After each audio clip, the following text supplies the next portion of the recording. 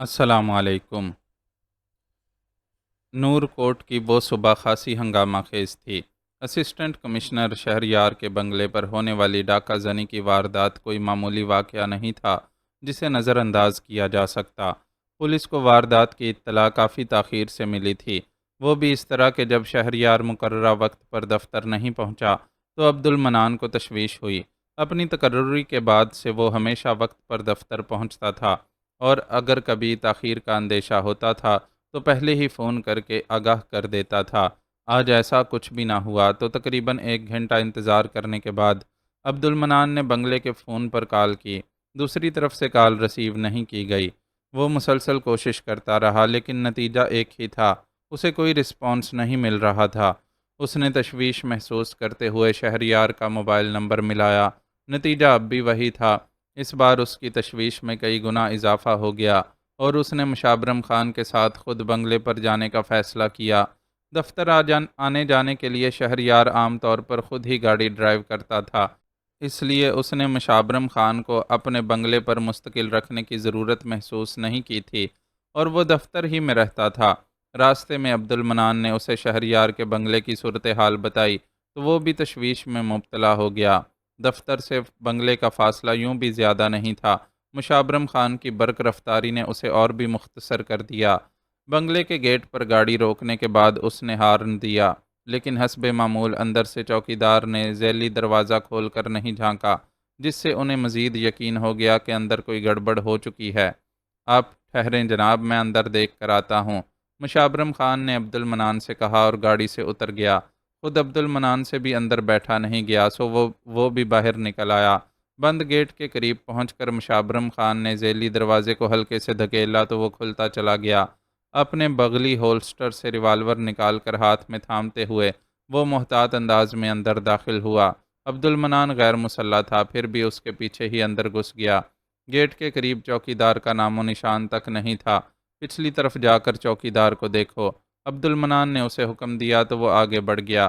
خود عبد المنان نے مرکزی عمارت کا رخ کیا۔ یہاں کا دروازہ بھی صرف بھیڑا ہوا تھا، چنانچہ ذرا سا دھکا دینے پر کھل گیا۔ عبد المنان متذبذب سا اندر داخل ہو گیا۔ اندر داخل ہوتے ہی اسے وہاں پھیلی بے ترتیبی نظر آ گئی۔ یوں لگتا تھا کہ وہاں کوئی جنگلی جانور گھس آیا تھا جس نے ہر شے تہس نہس کر کے رکھ دی تھی۔ نچلی منزل کا یہ حال دیکھ کر وہ اوپر کے بارے میں سوچنے لگا۔ وہ اچھی طرح واقف تھا کہ شہریار کا بیڈ روم اوپر کی منزل پر ہے، اور یہ تو ممکن نہیں تھا کہ نیچے اتنی گڑبڑ ہو تو اوپر سب ٹھیک رہے۔ وہ مضطرب سا سیڑھیوں کی طرف بڑھا، پھر اسے بٹلر کا خیال آیا۔ اس کا خیال آنے پر وہ رخ موڑ کر کچن کی طرف مڑ گیا۔ بنگلے میں پھیلی خاموشی سے یہ تو صاف ظاہر تھا کہ یہ ساری تباہی پھیلانے والے وہاں سے رخصت ہو چکے ہیں، اور اب ان لوگوں کا حال معلوم کرنا ہے جو اس بنگلے کے رہائشی ہیں۔ وہ کچن کے ساتھ ملحق کمرے میں پہنچا تو وہاں اسے بستر پر بٹلر کی لاش پڑی نظر آئی۔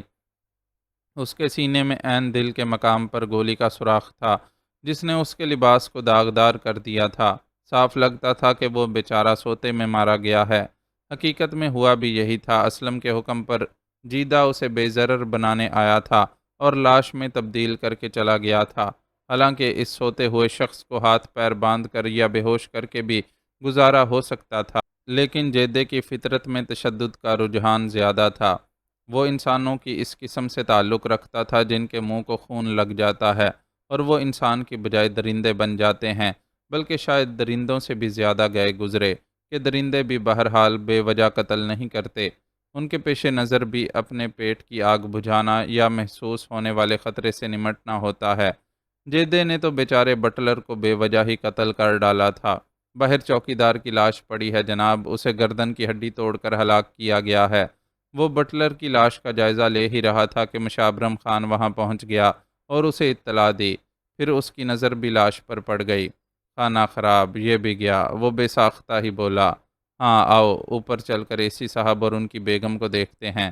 عبد المنان نے گہری سنجیدگی کے ساتھ جواب دیتے ہوئے ایک بار پھر اس راستے کا رخ کیا جہاں سے وہ سیڑھیاں چڑھ کر بالائی منزل پر جا سکتے تھے۔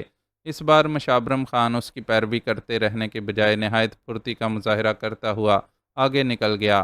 اس کی شہریار سے بے پناہ محبت کا تقاضا بھی یہی تھا، اور یہ محبت یوں ہی نہیں تھی، شہریار نے خود کو اس کا اہل بھی ثابت کیا تھا۔ یہ وہی تھا جو اس کی غیر موجودگی میں بلتستان کے ہسپتال میں زیر علاج اس کی ماں کو اسلام آباد کے ایک جدید ہسپتال میں لے آیا تھا اور اس کے علاج کے سارے اخراجات اپنی جیب سے ادا کر رہا تھا۔ وہ پھرتی کا مظاہرہ کرتا ہوا شہریار کے بیڈ روم تک پہنچا تو اسے وہاں کوئی نظر نہیں آیا، البتہ کمرے کی حالت ضرور نچلی منزل کی طرح خراب تھی۔ اسے بے جان چیزوں سے کچھ لینا دینا بھی نہیں تھا، اصل فکر شہریار کی تھی، لیکن وہ اور اس کی بیگم توقع کے خلاف وہاں موجود نہیں تھے۔ اندر ڈریسنگ روم میں دیکھتے ہیں۔ کچھ لمحوں کے توقف سے عبد المنان بھی وہاں پہنچ گیا اور اندر کی صورتحال دیکھ کر بولا۔ پھر وہ دونوں ایک ساتھ ڈریسنگ روم کے دروازے کی طرف بڑھے۔ شہریار اور ڈاکٹر ماریا ڈریسنگ روم کے فرش پر رسیوں سے بندھے بے حس و حرکت پڑے تھے۔ کسی نے جاتے جاتے ماریا کے جسم پر ایک چادر ڈال دی تھی جو اسے گردن سے پیروں تک ڈھانپے ہوئے تھی۔ مشابرم خان تڑپ کر شہریار کی طرف بڑھا۔ اس کے جسم پر کوئی زخم نظر نہ آنے کے باوجود وہ اسے بے حس و حرکت دیکھ کر تشویش میں مبتلا ہو گیا تھا۔ قریب جا کر اس نے اس کی نبض تھامی تو زندگی کے آثار مل گئے۔ صاحب زندہ ہیں، ایمبولینس بلائیں منان صاحب، انہیں فوراً ہسپتال لے جانا ضروری ہے۔ وہ ہیجان خیز آواز میں چیخا تو پہلی بار عبد المنان کو اپنی جیب میں موجود موبائل کو استعمال کرنے کا خیال آیا، ورنہ یہاں کی صورتحال دیکھ کر اس کا دماغ اس بری طرح معاف ہو چکا تھا کہ وہ ابھی تک پولیس کو کال کرنے کا بھی نہیں سوچ سکا تھا۔ مشابرم خان کے کہنے پر اس نے یکے بعد دیگرے ہسپتال اور پولیس اسٹیشن فون کر ڈالے۔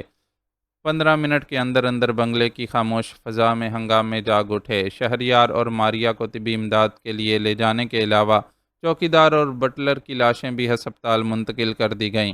پولیس نے پورے بنگلے کی تلاشی لی تو سرونٹ کوارٹرز میں موجود ملازموں کو بھی نجات ملی۔ ان بیچاروں کو ہتھیاروں کے زور پر بے بس کر کے ہاتھ پیر باندھنے کے بعد منہ میں کپڑا ٹھونس کر معذور کر دیا گیا تھا۔ وہ نہ تو اپنے ہاتھ پیر ہلا سکتے تھے اور نہ ہی مدد کے لیے چلا سکتے تھے۔ ہوش میں ہوتے ہوئے کئی گھنٹے اس حالت میں پڑے رہنے سے ان پر بہت برا اثر پڑا تھا اور ایک دو تو باقاعدہ آنسوؤں کے ساتھ دھاڑے مار مار کر رونے لگے تھے۔ خصوصاً چوکیدار اور بٹلر کی موت کی اطلاع نے ملازمین میں خاصی سراسیمگی پھیلا دی تھی۔ پولیس نے ملازمین سے جو بیانات لیے اور بنگلے کی جو صورتحال نظر آئی، اس سے وہ یہی نتیجہ اخذ کر سکے کہ بنگلے پر ڈاکہ زنی کی بڑی منظم واردات کی گئی ہے۔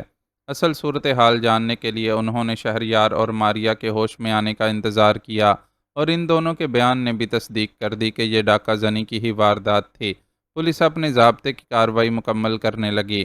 ایس پی ضلع شہریار کی آئی جی صاحب سے خصوصی وابستگی سے واقف تھا، چنانچہ اس نے ایفیشنسی کا مظاہرہ کرتے ہوئے انہیں اطلاع کر دی تھی۔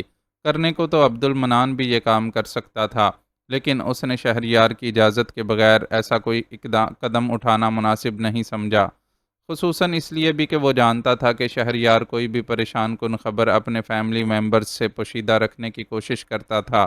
لیکن ایس پی کی مہربانی سے مختار مراد کو فوراً ہی خبر مل گئی۔ میڈیا والوں کو فی الحال اس معاملے سے الگ رکھا گیا تھا، اس لیے نیوز چینلز فی الحال خاموش تھے۔ ویسے بھی اس پسماندہ ضلع کی خبریں تفصیل کے ساتھ چینلز پر چلنے تک خاصا وقت لگ جاتا تھا، الا یہ کہ خبر کو نشر کرنے کے لیے خصوصی اہتمام کیا جاتا۔ مختار مراد کو واقعے کی اطلاع ملی تو اس نے فوراً شہریار کو فون کیا۔ وہ ہوش میں آ چکا تھا لیکن ابھی ہسپتال میں ہی تھا۔ بے ہوش کرنے کے لیے جو دوا استعمال کی گئی تھی وہ بہت طاقتور تھی، اس لیے وہ کئی گھنٹے تک ہوش میں نہیں آ سکا تھا اور اب بھی ڈاکٹرز کا خیال تھا کہ اسے اور ماریا کو کچھ وقت ہسپتال میں گزارنا چاہیے۔ اپنی عادت سے ہٹ کر اس نے یہ مشورہ مان لیا تھا، چنانچہ اس وقت ہسپتال کے ایک بیڈ پر لیٹا ہوا تھا۔ عبد المنان اس کے ساتھ کمرے میں موجود تھا۔ ماریا کو دوسرے کمرے میں رکھا گیا تھا کیونکہ واقعے کی اطلاع ملتے ہی کئی لوگ شہریار سے ملنے ہسپتال کی طرف دوڑے آئے تھے۔ فی الحال کسی کو ملاقات کی اجازت نہیں دی گئی تھی، لیکن چند منٹ کے لیے صحیح اسے ان لوگوں سے ملنا تو پڑتا۔ کیا بات ہے ینگ مین، یہ ہر تھوڑے عرصے بعد ہسپتال کو رونق بخشنے کیوں پہنچ جاتے ہو؟ مختار مراد کی کال عبد المنان نے ریسیو کی تھی۔ اس کے ہاتھ سے موبائل سیٹ شہریار کے ہاتھ میں پہنچا تو اس کی ہیلو سنتے ہی مختار مراد بولا، میں تو نہیں آنا چاہتا تھا لیکن کچھ کرم فرماؤں کی مہربانیاں پہنچا دیتی ہیں۔ اس نے بھی انہی کے انداز میں جواب دیا، اسی لیے میں تمہیں سمجھاتا ہوں کہ محتاط رہو اور ہر معاملے میں اپنی ٹانگ نہ اڑاؤ، لیکن تمہیں بھی تو چین نہیں ہے۔ اس نے محبت بری خفگی کا اظہار کیا۔ آپ نے صحیح کہا، اور یقین جانے کہ شینا اور سجاد بھائی کے قاتلوں کو کیفر کردار تک پہنچائے بغیر مجھے کسی صورت چین نہیں آئے گا۔ بلکہ سچ پوچھیں تو یہ معاملہ نمٹ بھی گیا تو میں پھر بھی چین سے اس لیے نہیں بیٹھ سکوں گا کہ مجھے اپنے وطن اور اپنے ہم وطنوں سے محبت ہے، اور میں ناانصافی اور ظلم کا ساتھ دینے کی اہلیت نہیں رکھتا، اس لیے ہمیشہ ظالموں کی نظر میں کھٹکتا رہوں گا۔ تم تو جذباتی ہو گئے یار، چلو فی الحال اس بحث کو جانے دو اور حالیہ واقعے پر بات کرو۔ ایس پی نے مجھے جو رپورٹ دی ہے اس کے مطابق تو یہ خالصتاً ڈاکہ زنی کی واردات ہے، اور یقیناً اس وجہ سے کی گئی تھی کہ کسی طرح ڈاکوؤں کو یہ سنگن مل گئی ہوگی کہ تمہاری شادی پر ماریا کو بہت قیمتی زیورات چڑھائے گئے ہیں۔ ایس پی کے مطابق بنگلے میں کوئی بھی قیمتی شے نہیں چھوڑی گئی ہے۔ مختار مراد نے اس کی کیفیت سمجھتے ہوئے خود ہی گفتگو کا رخ حالیہ واقعے کی طرف موڑ دیا۔ لیکن میرے خیال میں یہ خاص ڈاکہ زنی کی واردات نہیں ہے۔ میرے دشمن نے اس واردات کی آڑ میں مجھے پیغام دیا ہے کہ جس طرح ہم تمہارے گھر میں گھس کر تمہارا مال و اسباب لوٹ سکتے ہیں اور تمہاری ملازمین کو ہلاک کر سکتے ہیں، اسی طرح تمہاری جان اور عزت بھی ہمارے ہاتھ میں ہے۔ اس نے مختار مراد کی بات سے اختلاف کرتے ہوئے اپنا خیال پیش کیا۔ تم یہ بات کس بنیاد پر کہہ رہے ہو؟ کیا تمہیں غیر ملکی ایجنسی پر شک ہے؟ اس نے محتاط انداز میں پوچھا۔ نہیں، یہ اندر کے دشمنوں کا کام ہے، اور میں یہ بات بے بنیاد نہیں کہہ رہا ہوں۔ میرے پاس اس کی ٹھوس وجہ موجود ہے۔ آپ کو وہ واقعہ تو یاد ہوگا جب مجھے اغوا کروا لیا گیا تھا اور میں نے بعد میں یہ شک ظاہر کیا تھا کہ میں جنگل میں ڈاکوؤں کی قید میں تھا۔ اس نے اسے یاد دلایا۔ ہاں ہاں بالکل یاد ہے، وہ کوئی بھولنے والی بات تو ہے بھی نہیں، مختار مراد نے فوراً جواب دیا۔ میرے اغوا کے وقت جو شخص اغوا کاروں کو لیڈ کر رہا تھا وہی شخص حالیہ واردات میں بھی ان کا لیڈر تھا۔ اس نے انکشاف کیا۔ کیا تم یہ بات پورے وثوق سے کہہ سکتے ہو؟ میں یہ اس لیے پوچھ رہا ہوں کہ تم نے دونوں وارداتوں میں جو بیان دیا ہے اس کے مطابق تمام ڈاکو نقاب پوش تھے، پھر تم کس بنیاد پر یہ دعویٰ کر رہے ہو؟ اس نے شہریار سے وضاحت چاہی۔ میں نے اس شخص کو اس کی شکل و صورت کی بنیاد پر نہیں بلکہ لب و لہجے سے پہچانا ہے۔ پہلی بار جب وہ مجھ سے مخاطب ہوا تھا تو میں اس کی گفتگو سن کر چونک گیا۔ اس کا لب و لہجہ صاف بتاتا ہے کہ وہ پنجاب سے تعلق نہیں رکھتا۔ جہاں تک میں اندازہ لگا سکا ہوں وہ سندھ کے کسی علاقے کا رہنے والا ہے، لیکن میں یہ بات بھی پورے یقین سے اس لیے نہیں کہہ سکتا کہ وہ بہت صاف ستھری اردو بول رہا تھا، اور اس کے طرز گفتگو سے ظاہر تھا کہ وہ پڑھا لکھا آدمی ہے۔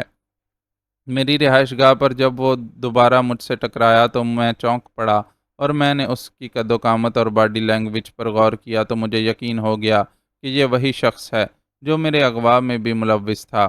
آپ اندازہ کر سکتے ہیں کہ ڈاکوؤں کے جتھے میں موجود کسی منفرد خصوصیات کے شخص کو شناخت کرنا میرے لیے اتنا مشکل ثابت نہیں ہوا ہوگا۔ اس نے اپنے دعوے کے حق میں دلائل دیے تو مختار مراد بھی قائل ہو گیا۔ میں تمہاری بات بہت اچھی طرح سمجھ رہا ہوں۔ یہ دشمنی کا وہی سلسلہ ہے جو شاید تم نے اپنی جاب کے پہلے دن سے مول لیا تھا۔ آپ ٹھیک کہہ رہے ہیں، لیکن میں آپ کو صاف بتا دینا چاہتا ہوں کہ پہلے تو میں نے مصلحتاً کافی مروت سے کام لیا تھا، مگر اب میرے پاس ایسی کوئی گنجائش نہیں ہے۔ میں اپنے اوپر پے در پے کیے جانے والے ان اٹیکس کے بعد بھی خاموش رہ کر یہ تاثر نہیں قائم کرنا چاہتا کہ میں کسی سے کمزور ہوں۔ میرے پاس اینٹ کا جواب پتھر سے دینے کے لیے قانونی راستہ بھی ہے اور دوسرا بھی۔ اگر قانون نے میرا ساتھ نہ دیا تو مجھے مجبوراً دوسرا راستہ اختیار کرنا پڑے گا۔ یہ ایک واضح دھمکی تھی جسے سمجھنا مختار مراد کے لیے مشکل نہیں تھا۔ کوئی بھی جذباتی قدم نہیں اٹھانا شہریار، میں آپریشن کی تیاریاں کروا رہا ہوں، اور یقین کرو کہ تمہارے گھر پر ہونے والی واردات آپریشن کے فیصلے کے لیے تابوت میں آخری کیل ثابت ہوئی ہے۔ اب میرے پاس اتنے ٹھوس جواز جمع ہو گئے ہیں کہ کوئی مجھے کارروائی کرنے سے نہیں روک سکتا۔ وہ اسے کسی بھی عمل سے باز رکھنے کے لیے سمجھانے لگا۔ مجھے آپ سے یہی امید تھی انکل، بس اب آپ جلدی سے ایکشن میں آ جائیں۔ میں آپ کا ساتھ دینے کے لیے یہاں تیار بیٹھا ہوں۔ اس نے مختار مراد کے فیصلے کو سراہا اور ایک طرح سے یہ اشارہ بھی دے دیا کہ ان کی طرف سے کارروائی شروع ہونے تک وہ خود خاموش رہے گا، لیکن خود اس کا ذہن سوال کر رہا تھا کہ ڈاکوؤں کے ڈیرے پر آئی جی مختار مراد آپریشن شروع کروا بھی دے گا تو اس سے چودھری کی صحت پر کیا اثر پڑے گا۔ وہ ایک گروہ کی بیخ کنی کے بعد دوسرا گروہ پال لے گا۔ دوسرے یہ کہ آپریشن شروع ہوتے ہوئے بھی کچھ دن لگ جاتے، جبکہ وہ چودھری کو فوری طور پر منہ توڑ جواب دینا چاہتا تھا۔ یہ جواب دینے کے لیے اس کے پاس ایک بہت ہی اچھا ہتھیار تھا۔ جگو: سرکار، نورپور سے چودھری بختیار آپ سے ملاقات کے لیے آئے ہیں۔ وہ اپنے مخصوص تخت پر مخملی گاؤ تکیے سے ٹیک لگائے حقے کے کش لے رہا تھا کہ منشی اللہ رکھا نے اسے اطلاع دی۔ اس اطلاع پر اس نے حقے کی نئے ہونٹوں سے ہٹا کر پشت پر کھڑے ملازم کی طرف بڑھائی اور کچھ اس انداز میں منشی کی طرف دیکھنے لگا جیسے اس کی بات سن نہ سکا ہو۔ چودھری بختیار ملاقات کے لیے آیا ہے سرکار۔ اس کی ایک ایک ادا سے واقف منشی نے اطلاع کو دہرایا۔ میں نے سن لیا ہے۔ منشی پر اپنے کانوں پر یقین نہیں آ رہا کہ سمدی صاحب خود چل کر حویلی کی چوکھٹ تک آئے ہیں۔ وہ تو اتنے ناک والے ہیں کہ اپنی بہن کا ولیمہ کھانے بھی ادھر نہیں آئے تھے۔ اس کی حیرت پر تمسخر کا رنگ غالب تھا۔ ناک والوں کی ناک کٹنے میں دیر ہی کتنی لگتی ہے سرکار؟ چودھری بختیار کی آپ کے آگے اوقات ہی کیا ہے؟ ایک نہ ایک دن تو اسے گھٹنے ٹیکنے ہی تھے۔ منشی نے خوش آمدانہ لہجے میں جواب دیا۔ تو ٹھیک بولا منشی، پر تجھ سے اور مجھ سے کچھ غلطی ہو رہی ہے۔ میں نے کہا وہ خود چل کر حویلی آیا ہے اور تو نے گھٹنے ٹیکنے کی گل کی، پر بیچارہ بختیار تو دونوں ہی کام نہیں کر سکتا۔ چلنا اور گھٹنے ٹیکنا اس لنگڑے کے بس میں ہے ہی کدھر؟ اپنی بات کہہ کر اس نے خود ہی زوردار کہا لگایا تو منشی نے بھی اس کا ساتھ دیا۔ چل بلا لے اسے، معلوم تو ہو کہ وہ لنگڑا کیوں آیا ہے۔ پر نہیں، ابھی فوراً نہ بلانا، ذرا 20-25 منٹ انتظار کروا کر ادھر لا۔ میں کوئی ایسا فارغ بھی نہیں بیٹھا کہ ہر ملاقاتی سے فوراً ملنے بیٹھ جاؤں۔ اجازت دیتے دیتے اس نے اچانک اپنا فیصلہ تبدیل کر لیا اور ایک شان سے اپنا بایاں بازو پھیلایا۔ حقے کی نیں تھام کر ایک طرف ہو جانے والا ملازم فوراً آگے بڑھا اور اس کے پھیلے ہوئے ہاتھ میں دوبارہ سے نیں تھما دی۔ چودھری بڑی فرصت سے کش لگانے لگا۔ اس کے حقے کی گڑگڑاہٹ سنتا منشی کمرے سے باہر نکل کر اس طرف بڑھ گیا جہاں چودھری بختیار اپنی گاڑی میں اس کا منتظر تھا۔ حویلی پہنچ کر اس نے گاڑی سے اترنا پسند نہیں کیا تھا اور منشی کو اپنی آمد کا مقصد بتا کر گاڑی میں ہی بیٹھا رہا تھا۔ شاید اسے بھروسہ نہیں تھا کہ چودھری افتخار اس سے ملنا پسند بھی کرے گا یا نہیں۔ چودھری کی کم ظرفی پر بھروسہ کیا بھی نہیں جا سکتا تھا۔ آپ اندر چل کر بیٹھیں چودھری صاحب، اس وقت ذرا مصروف ہیں، تھوڑی دیر بعد آپ سے ملاقات کریں گے۔ منشی نے گاڑی کے قریب جا کر اسے اطلاع دی تو وہ کچھ دیر کشمکش میں مبتلا رہنے کے بعد نیچے اترنے کے لیے راضی ہو گیا۔ ویسے بھی یہ بات تو اسے خود بھی تسلیم کرنی پڑ رہی تھی کہ جب یہاں تک آ ہی گیا ہے تو انا کیسی؟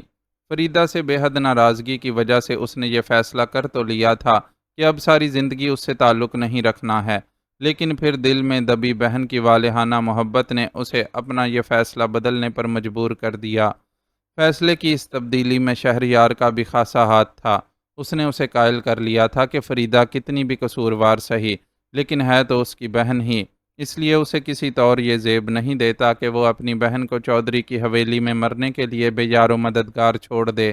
کچھ بہن کی محبت نے اور کچھ شہریار کے اصرار نے اسے اس حویلی تک آنے پر مجبور کر دیا تھا، ورنہ وہ کبھی چودھری افتخار جیسے آدمی سے ملنے آنا گوارا نہ کرتا۔ آپ کچھ پینا پسند کریں گے؟ منشی اسے ایک بیٹھک میں بٹھا کر غائب ہو گیا تھا۔ کافی دیر بعد واپس آیا تو اس سے دریافت کیا۔ اندر ہی اندر بری طرح کھولتے چودھری بختیار نے خود پر ضبط کرتے ہوئے نفی میں سر ہلا دیا۔ اس کی معذوری نے اسے مجبور کیا تھا کہ وہ اپنے ملازم کا سہارا لے کر حرکت کرے، چنانچہ اسے ملازم کو بھی اپنے ساتھ بیٹھک تک لانا پڑا تھا، لیکن اندر سے سخت خفت محسوس کر رہا تھا کہ اس کا ملازم بھی اس کے ساتھ روا رکھے جانے والے سلوک کا نظارہ کر رہا ہے۔ جیسی آپ کی مرضی، میں تو اس لیے کہہ رہا تھا کہ آپ لمبے سفر سے آئے ہیں، پیاسے ہوں گے۔ بظاہر تو منشی ادب سے ہی بات کر رہا تھا، لیکن اس کے مؤدبانہ الفاظ کے ساتھ لہجے میں جو طنز کے تیر پوشیدہ تھے، ان کے گھاؤ چودھری بختیار کس طرح برداشت کر رہا تھا وہی جانتا تھا۔ میری پیاس کی فکر نہ کرو اور چودھری صاحب سے جا کر پوچھو کہ اور کتنی دیر لگے گی انہیں فارغ ہونے میں۔ اگر وہ آج سارا دن ہی مصروف ہیں تو میں کل کسی وقت آ جاؤں گا۔ کچھ کھردرے پن سے اس نے منشی کو جواب دیا۔ کل کا کیا بھروسہ؟ چودھری صاحب اتنے مصروف آدمی ہیں، ہو سکتا ہے کل ان کے پاس بالکل ہی وقت نہ ہو آپ تھوڑی دیر انتظار کر لیں، وہ جیسے ہی فارغ ہوتے ہیں میں آپ کو ان سے ملانے لے جاؤں گا۔ منشی نے اسے تسلی دی اور وہاں سے چلا گیا۔ ناچار اسے ایک بار پھر انتظار کی اذیت سے گزرنا پڑا۔ اس بار منشی 15 منٹ بعد واپس آیا۔ کہنے کو یہ اتنا طویل دورانیہ نہیں تھا، لیکن چودھری افتخار کی بیٹھک میں بیٹھ کر اسے خاصا طویل لگا۔ آئیے، چودھری صاحب آپ کا انتظار کر رہے ہیں، منشی نے اس سے کہا تو وہ اپنے ملازم کے سہارے کھڑا ہو گیا۔ معذور ہونے کے بعد بھی وہ عرصے تک اپنے کام خود ہی کر لیتا تھا اور کسی سے سہارا لینے کی کوشش نہیں کرتا تھا، لیکن اب وہ پہلے سی ہمت نہیں رہی تھی۔ خصوصاً فریدہ نے اسے بری طرح توڑ دیا تھا۔ وہ اس کی بے حد لاڈلی اور چہیتی بہن تھی، جسے اس نے بہن سے بڑھ کر بیٹی سمجھا تھا۔ اپنی چہیتی کی وجہ سے اسے پہلا صدمہ اس وقت پہنچا جب اس نے یہ جانا کہ وہ اس کے جانی دشمنوں کے خاندان سے محبت کا ناطہ جوڑ بیٹھی ہے۔ ابھی وہ اس صدمے سے سنبھل بھی نہیں پایا تھا کہ فریدہ اس کی عزت اور محبت کا خیال کیے بغیر اس لڑکے کے ساتھ گھر کی دہلیز پار کر گئی۔ یہ اور بات تھی کہ اپنی اس حرکت کے بعد اس نے کچھ بھی نہیں پایا اور وہ لڑکا اسے چودھری کے قبضے میں چھوڑ کر خود الگ ہو گیا اور دوسری جگہ بیاہ بھی رچا بیٹھا۔ لیکن چودھری بختیار اس بے عزتی کو کبھی نہیں بھول سکتا تھا جو اس نے فریدہ کی شادی چودھری افتخار کے ذہنی معذور بیٹے سے کرتے ہوئے محسوس کی تھی۔ اپنے طور پر وہ فیصلہ کر چکا تھا کہ اب زندگی بھر فریدہ سے کوئی تعلق نہیں رکھے گا، لیکن خون کی کشش نے اسے مجبور کر دیا۔ وہ اپنی بہن کو مرنے کے لیے دوسروں کے رحم و کرم پر نہیں چھوڑ سکتا تھا، چنانچہ نہ چاہنے کے باوجود حویلی میں موجود تھا۔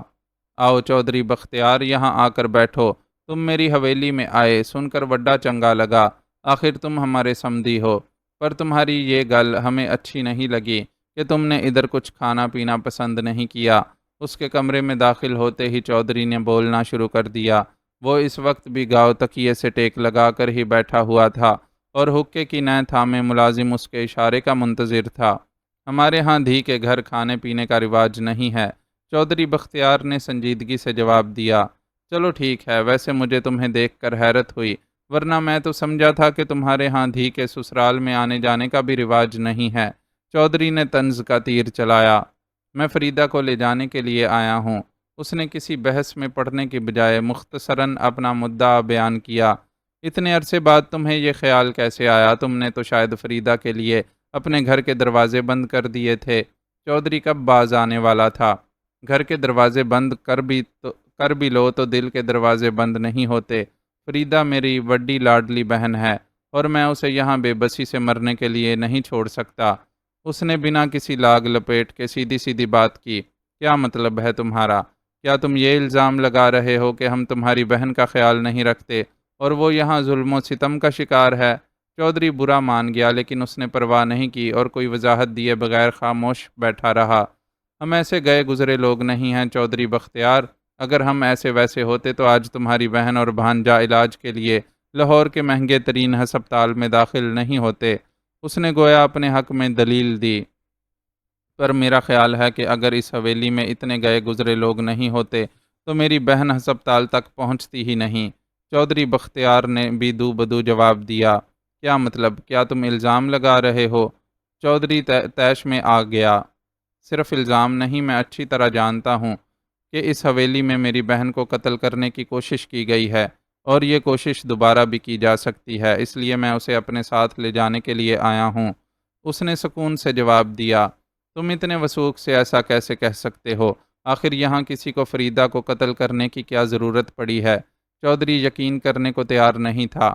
یہ ضرورت اسی شخص کو پڑ سکتی ہے جو حویلی کے وارثوں میں اضافے کو پسند نہیں کرتا ہو۔ بہرحال یہ حویلی کا اندرونی معاملہ ہے، مجھے تو اپنی بہن اور بھانجے کی زندگی عزیز ہے، اس لیے میں انہیں اپنے ساتھ لے جانا چاہتا ہوں اور یہ اطلاع دینے آیا ہوں کہ فریدہ اور اس کے بچے کو میں ہسپتال سے سیدھا اپنے گھر لے جاؤں گا۔ اس نے چودھری کو اپنے ارادے سے آگاہ کیا۔ دوسری طرف چودھری سوچ میں پڑ گیا۔ فریدہ کے ساتھ ہونے والا حادثہ اب اسے بھی سازش محسوس ہو رہا تھا اور اس سازش کے تانے بانے جوڑنے والی کا نام بھی اس کے ذہن میں آ گیا تھا۔ کیا سوچنے لگے چودھری صاحب؟ آپ کے پاس سوچنے کی گنجائش نہیں ہے۔ میں چاہتا تو فریدہ کو ہسپتال سے بھی سیدھا اپنے گھر لے جا سکتا تھا، لیکن میں نے آپ کو پہلے اطلاع دینا مناسب سمجھا۔ اب آپ مجھے اجازت دیں، اور ہاں، دوبارہ فریدہ کو اسی وقت لینے آئیے گا جب آپ یہاں اس کی زندگی کی حفاظت کا انتظام کر لیں۔ یہ وہی چودھری بختیار تھا جس کو کچھ دیر قبل سمدھی کی عزت دینے کی بجائے ایک عام ملاقاتی کی طرح انتظار کی اذیت سے گزارا گیا تھا۔ اب وہ پورے اعتماد کے ساتھ چودھری سے بات کر رہا تھا اور چودھری کوئی جواب دینے کی بجائے سوچ میں ڈوبا ہوا تھا۔ چودھری بختیار اپنی بات کہنے کے بعد وہاں رکا نہیں اور ملازم کے سہارے اٹھ کر باہر نکل گیا۔ میں تجھے چھوڑوں گا نہیں چودھرائن، تو نے مجھے مروانے میں کوئی کسر نہیں چھوڑی تھی۔ اگر فریدہ مر جاتی تو آج میں مشکل میں پڑ جاتا۔ وہ دانت کچکچاتا ہوا اپنے دل میں بولا۔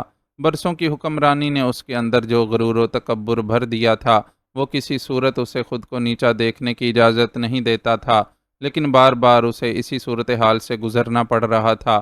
اپنی ناکامیوں اور ذلت کے اس سلسلے کو وہ شہریار سے منسوب کرتا تھا، کیونکہ جب وہ اس سے ٹکرایا تھا تب ہی سے وہ مشکلات کا شکار تھا۔ اس کے خیال میں یہ شہریار ہی تھا جس کی شہ پا کر بہت سے لوگ اس کے سامنے آنکھ اٹھا کر بات کرنے کی جرت کرنے لگے تھے۔ اگر شہریار نہ ہوتا تو مہبانو پیرآباد کی حدود سے نکلنے میں کامیاب نہ ہوتی۔ وہ نہ ہوتا تو ماسٹر آفتاب اتنا مضبوط نہ ہو پاتا کہ اس کی بیٹی کو ہی حویلی سے لے اڑتا۔ یہ شہریار ہی تھا جس کی وجہ سے لوگوں میں تعلیم اور صحت کا شعور اجاگر ہونے لگا تھا، اور وہ اپنی ضرورتوں اور مسائل کے لیے چودھری کے علاوہ بھی کسی اور کی طرف دیکھنے لگے تھے۔ پہلے وہ چودھری کو ہی سب کچھ سمجھتے تھے، چنانچہ اس کا بدترین سلوک بھی سر جھکا کر سہ لیتے تھے۔ اب انہیں ایک اور در نظر آنے لگا تھا۔ وہ اپنے اور اپنی اولاد کے بارے میں سوچنے لگے تھے۔ یہ عمل بہت برق رفتار نہیں تھا، لیکن چودھری آنے والے وقت کی بو سونگھ رہا تھا، اور اسے لگتا تھا کہ اگر اس نے اپنے دشمن کو کھلی چھٹی دے دی تو آنے والے وقت میں اس کی حکمرانی کا تختہ الٹ دیا جائے گا۔ وہ اپنے تخت، اپنی حکومت کو بچانے کی کوششوں میں مصروف تھا، اور جو تدبیر ذہن میں آتی تھی اس پر عمل کر ڈالتا تھا، لیکن مسائل تھے کہ ختم ہونے کا نام ہی نہیں لے رہے تھے۔ اب یہ چودھری بختیار ایسے ہی تو حویلی نہیں آیا تھا، یقیناً اس کے پاس پکی خبر تھی کہ فریدہ کے ساتھ کیا سازش کی گئی، اور کمال یہ تھا کہ وہ خود اپنی حویلی میں ہونے والی اس سازش کو نہیں سمجھ سکا تھا۔ شاید ایسا اس لیے تھا کہ وہ سوچ ہی نہیں سکتا تھا کہ اس کی اپنی بیوی اس کے ساتھ ایسی چال چلے گی، لیکن اسے چودھری بختیار کی دلیل میں جان محسوس ہوئی تھی کہ اپنے مفاد کے لیے وہ ایسا کر بھی سکتی تھی۔ اولاد کی محبت کسی سے بھی کچھ بھی کروا سکتی ہے۔ تاریخ ایسے واقعات سے بھری پڑی ہے جب عورتوں نے اپنی اولاد کو تخت و تاج کا مالک بنانے کے لیے سازش کے خونی جال تیار کیے تھے۔ اس کی حویلی میں کچھ نیا تو نہیں ہو رہا تھا، بس اسے خبر کچھ دیر سے ہوئی تھی، اور اب اسے سازشیوں کے لیے سزا تجویز کرنی تھی۔ حقے کی گڑ گڑاہٹ کے ساتھ وہ اس سزا پر غور کر ہی رہا تھا کہ اس کا موبائل گنگنانے لگا۔ اس نے نمبر دیکھے بغیر بٹن دبا کر کال ریسیو کر لی۔ یہ تم کیا کرتے پھر رہے ہو چودھری؟ اپنی ہیلو کے جواب میں اسے دوسری طرف سے یہ جملہ سنائی دیا۔ بات اگرچہ اردو میں کہی گئی تھی، لیکن لب و لہجے نے اسے چونکا دیا، اور اسے سمجھنے میں دیر نہیں لگی کہ دوسری طرف ڈیوڈ ہے اور کافی غصے میں ہے۔ میں کیا کر رہا ہوں جس پر تمہیں اعتراض ہے؟ ڈیوڈ کے انداز پر ناگواری محسوس کرتے ہوئے اس نے خود بھی قدرے غصیلے لہجے میں سوال کیا۔ ڈیوڈ کی طاقت اور اس سے ملنے والی رقم اگرچہ اسے اس کے آگے جھکائے رکھتی تھی، لیکن تھا تو وہ بہرحال چودھری افتخار عالم شاہ، جس سے کسی اور کا اپنے سامنے اونچی آواز میں بولنا برداشت نہیں ہوتا تھا۔ میں تمہارے حالیہ کارنامے کی بات کر رہا ہوں۔ تمہیں کیا ضرورت پڑی تھی ایسی کو چھیڑنے کی؟ ڈیوڈ نے بدستور غصے میں کہا۔ یہ میرا پرسنل معاملہ ہے اور اس سے تمہارا کوئی تعلق نہیں۔ تم مجھے جس کام کی پیمنٹ کر رہے ہو وہ میں صحیح طریقے سے کروا رہا ہوں، باقی میں کیا کرتا ہوں کیا نہیں اس سے تمہیں کوئی غرض نہیں ہونی چاہیے۔ اس نے اکڑ کر جواب دیا۔ کیسے کوئی غرض نہیں ہونی چاہیے؟ تمہارے اس کارنامے کی وجہ سے جنگل میں آپریشن کلین اپ شروع کرنے کا فیصلہ کر لیا گیا ہے۔ اب تم بتاؤ کہ میں کیسے چپ رہ سکتا ہوں؟ تمہاری حرکت کی وجہ سے ہمارا اتنا اہم پروجیکٹ خطرے میں پڑ گیا ہے، اور تم کہتے ہو کہ مجھے تمہارے معاملات سے کوئی غرض نہیں ہونی چاہیے۔ ڈیوڈ دھاڑا۔ اس بار چودھری کو بھی اسے فوری طور پر کوئی جواب دینے کی جرت نہیں ہو سکی۔ اس نے تو شہریار کو نیچا دکھانے کے لیے اس کے بنگلے پر ڈاکہ ڈلوایا تھا، لیکن یہ نہیں جانتا تھا کہ اس کا اتنا شدید ری ایکشن سامنے آئے گا۔ اب چپ کیوں ہو؟ مجھے بتاؤ کہ تمہاری حماقت کا جو نتیجہ نکلنے والا ہے اس سے بچاؤ کے لیے کیا تدبیر ہو سکتی ہے؟ ڈیوڈ کے لیے برداشت کرنا مشکل ہو رہا تھا۔ آپ پریشان مت ہو مسٹر ڈیوڈ، جنگل کے جس حصے میں ڈاکو پناہ گزین ہیں اور جہاں ہمارا پروجیکٹ جاری ہے وہ ایک دوسرے سے بہت الگ الگ ہیں۔ آخر اسے ڈیوڈ کی تسلی کے لیے ایک دلیل مل ہی گئی۔ اور اس بات کی کیا گارنٹی دے سکتے ہو تم کہ پولیس جنگل کے صرف اسی حصے تک محدود رہے گی جہاں ڈاکوؤں کا ڈیرا ہے؟ وہ سرچ آپریشن کریں گے تو سرچنگ کے دوران لازمی ہے کہ جنگل کے ہر حصے کو کھنگالیں گے۔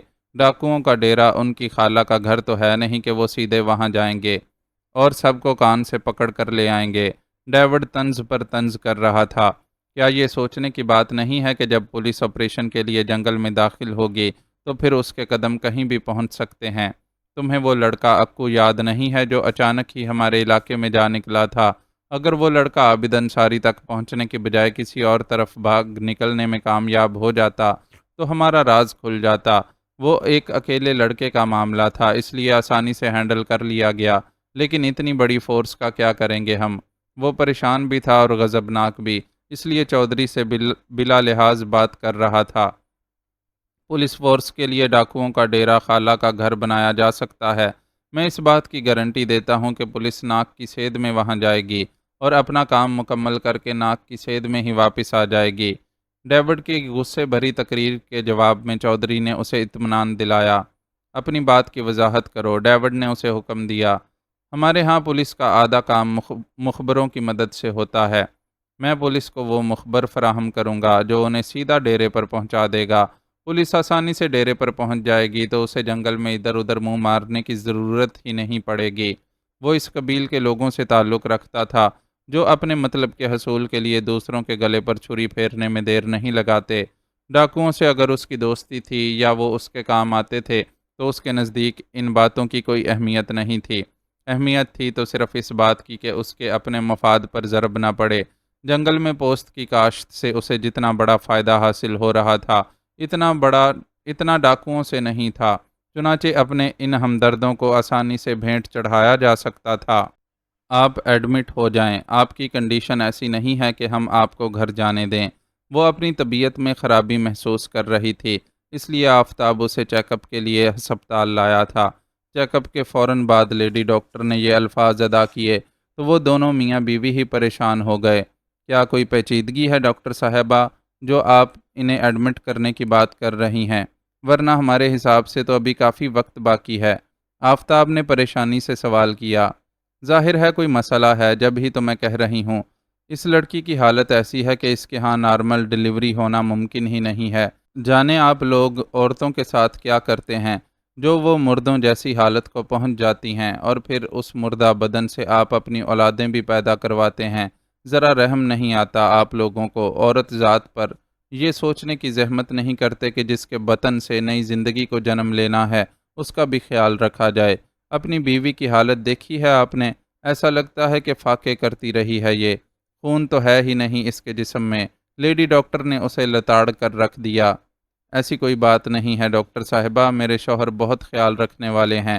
کشور نے اپنی طرف سے آفتاب کی صفائی پیش کی۔ تم چپ رہو بی بی، تم عورتوں کو بہت شوق ہوتا ہے نیک پروین بننے کا۔ تمہاری انہی فضول طرفداریوں کی وجہ سے تو مردوں کا دماغ خراب ہو جاتا ہے۔ اتنا ہی اچھا آدمی ہے تمہارا شوہر تو اب سے پہلے چیک اپ کے لیے یہاں کیوں نہیں لایا؟ آج پہلی بار میں تمہیں یہاں دیکھ رہی ہوں۔ ڈاکٹر صاحبہ کا تعلق شاید حقوق نسواں کے لیے کام کرنے والی کسی تنظیم سے تھا جو کسی بھی وضاحت و صفائی کو خاطر میں لائے بغیر بے نکت سنا رہی تھیں۔ آپ غلط سمجھ رہی ہیں ڈاکٹر صاحبہ، میں اپنے شوہر کی بیجا حمایت نہیں کر رہی ہوں۔ یہ سچ مچ بہت خیال رکھنے والے آدمی ہیں۔ میرا چیک اپ بھی پابندی سے کرواتے رہے ہیں۔ آپ کے پاس ہم پہلی بار اس لیے آئے ہیں کہ ہمیں یہاں اس شہر میں شفٹ ہوئے بہت تھوڑے دن گزرے ہیں۔ اتنی سی بات کرنے میں کشور کی سانس پھولنے لگی تھی۔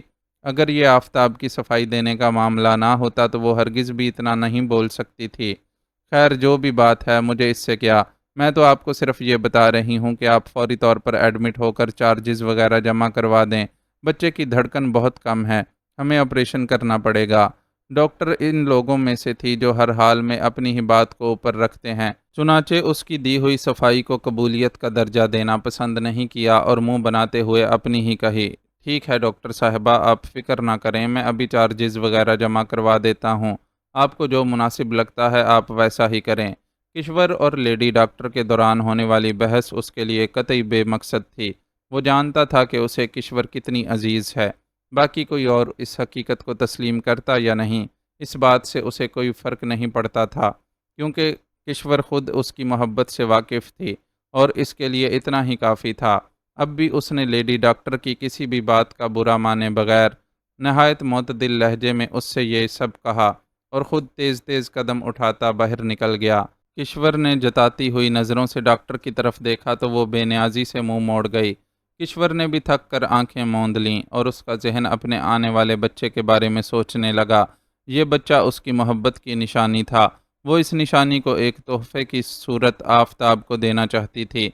یقیناً دنیا کی ہر عورت ماں بننے کے مرحلے سے گزرتے ہوئے اپنے بچے کی خیر و عافیت کی دعا مانگتی ہوگی اور اس کی زندگی کو اپنی زندگی پر ترجیح دیتی ہوگی، لیکن اس کی خواہش کی شدت دگنی تھی، صرف اپنے بچے کی محبت میں نہیں بلکہ اس شخص کی محبت میں بھی بے تحاشا مبتلا تھی جو اس بچے کا باپ تھا۔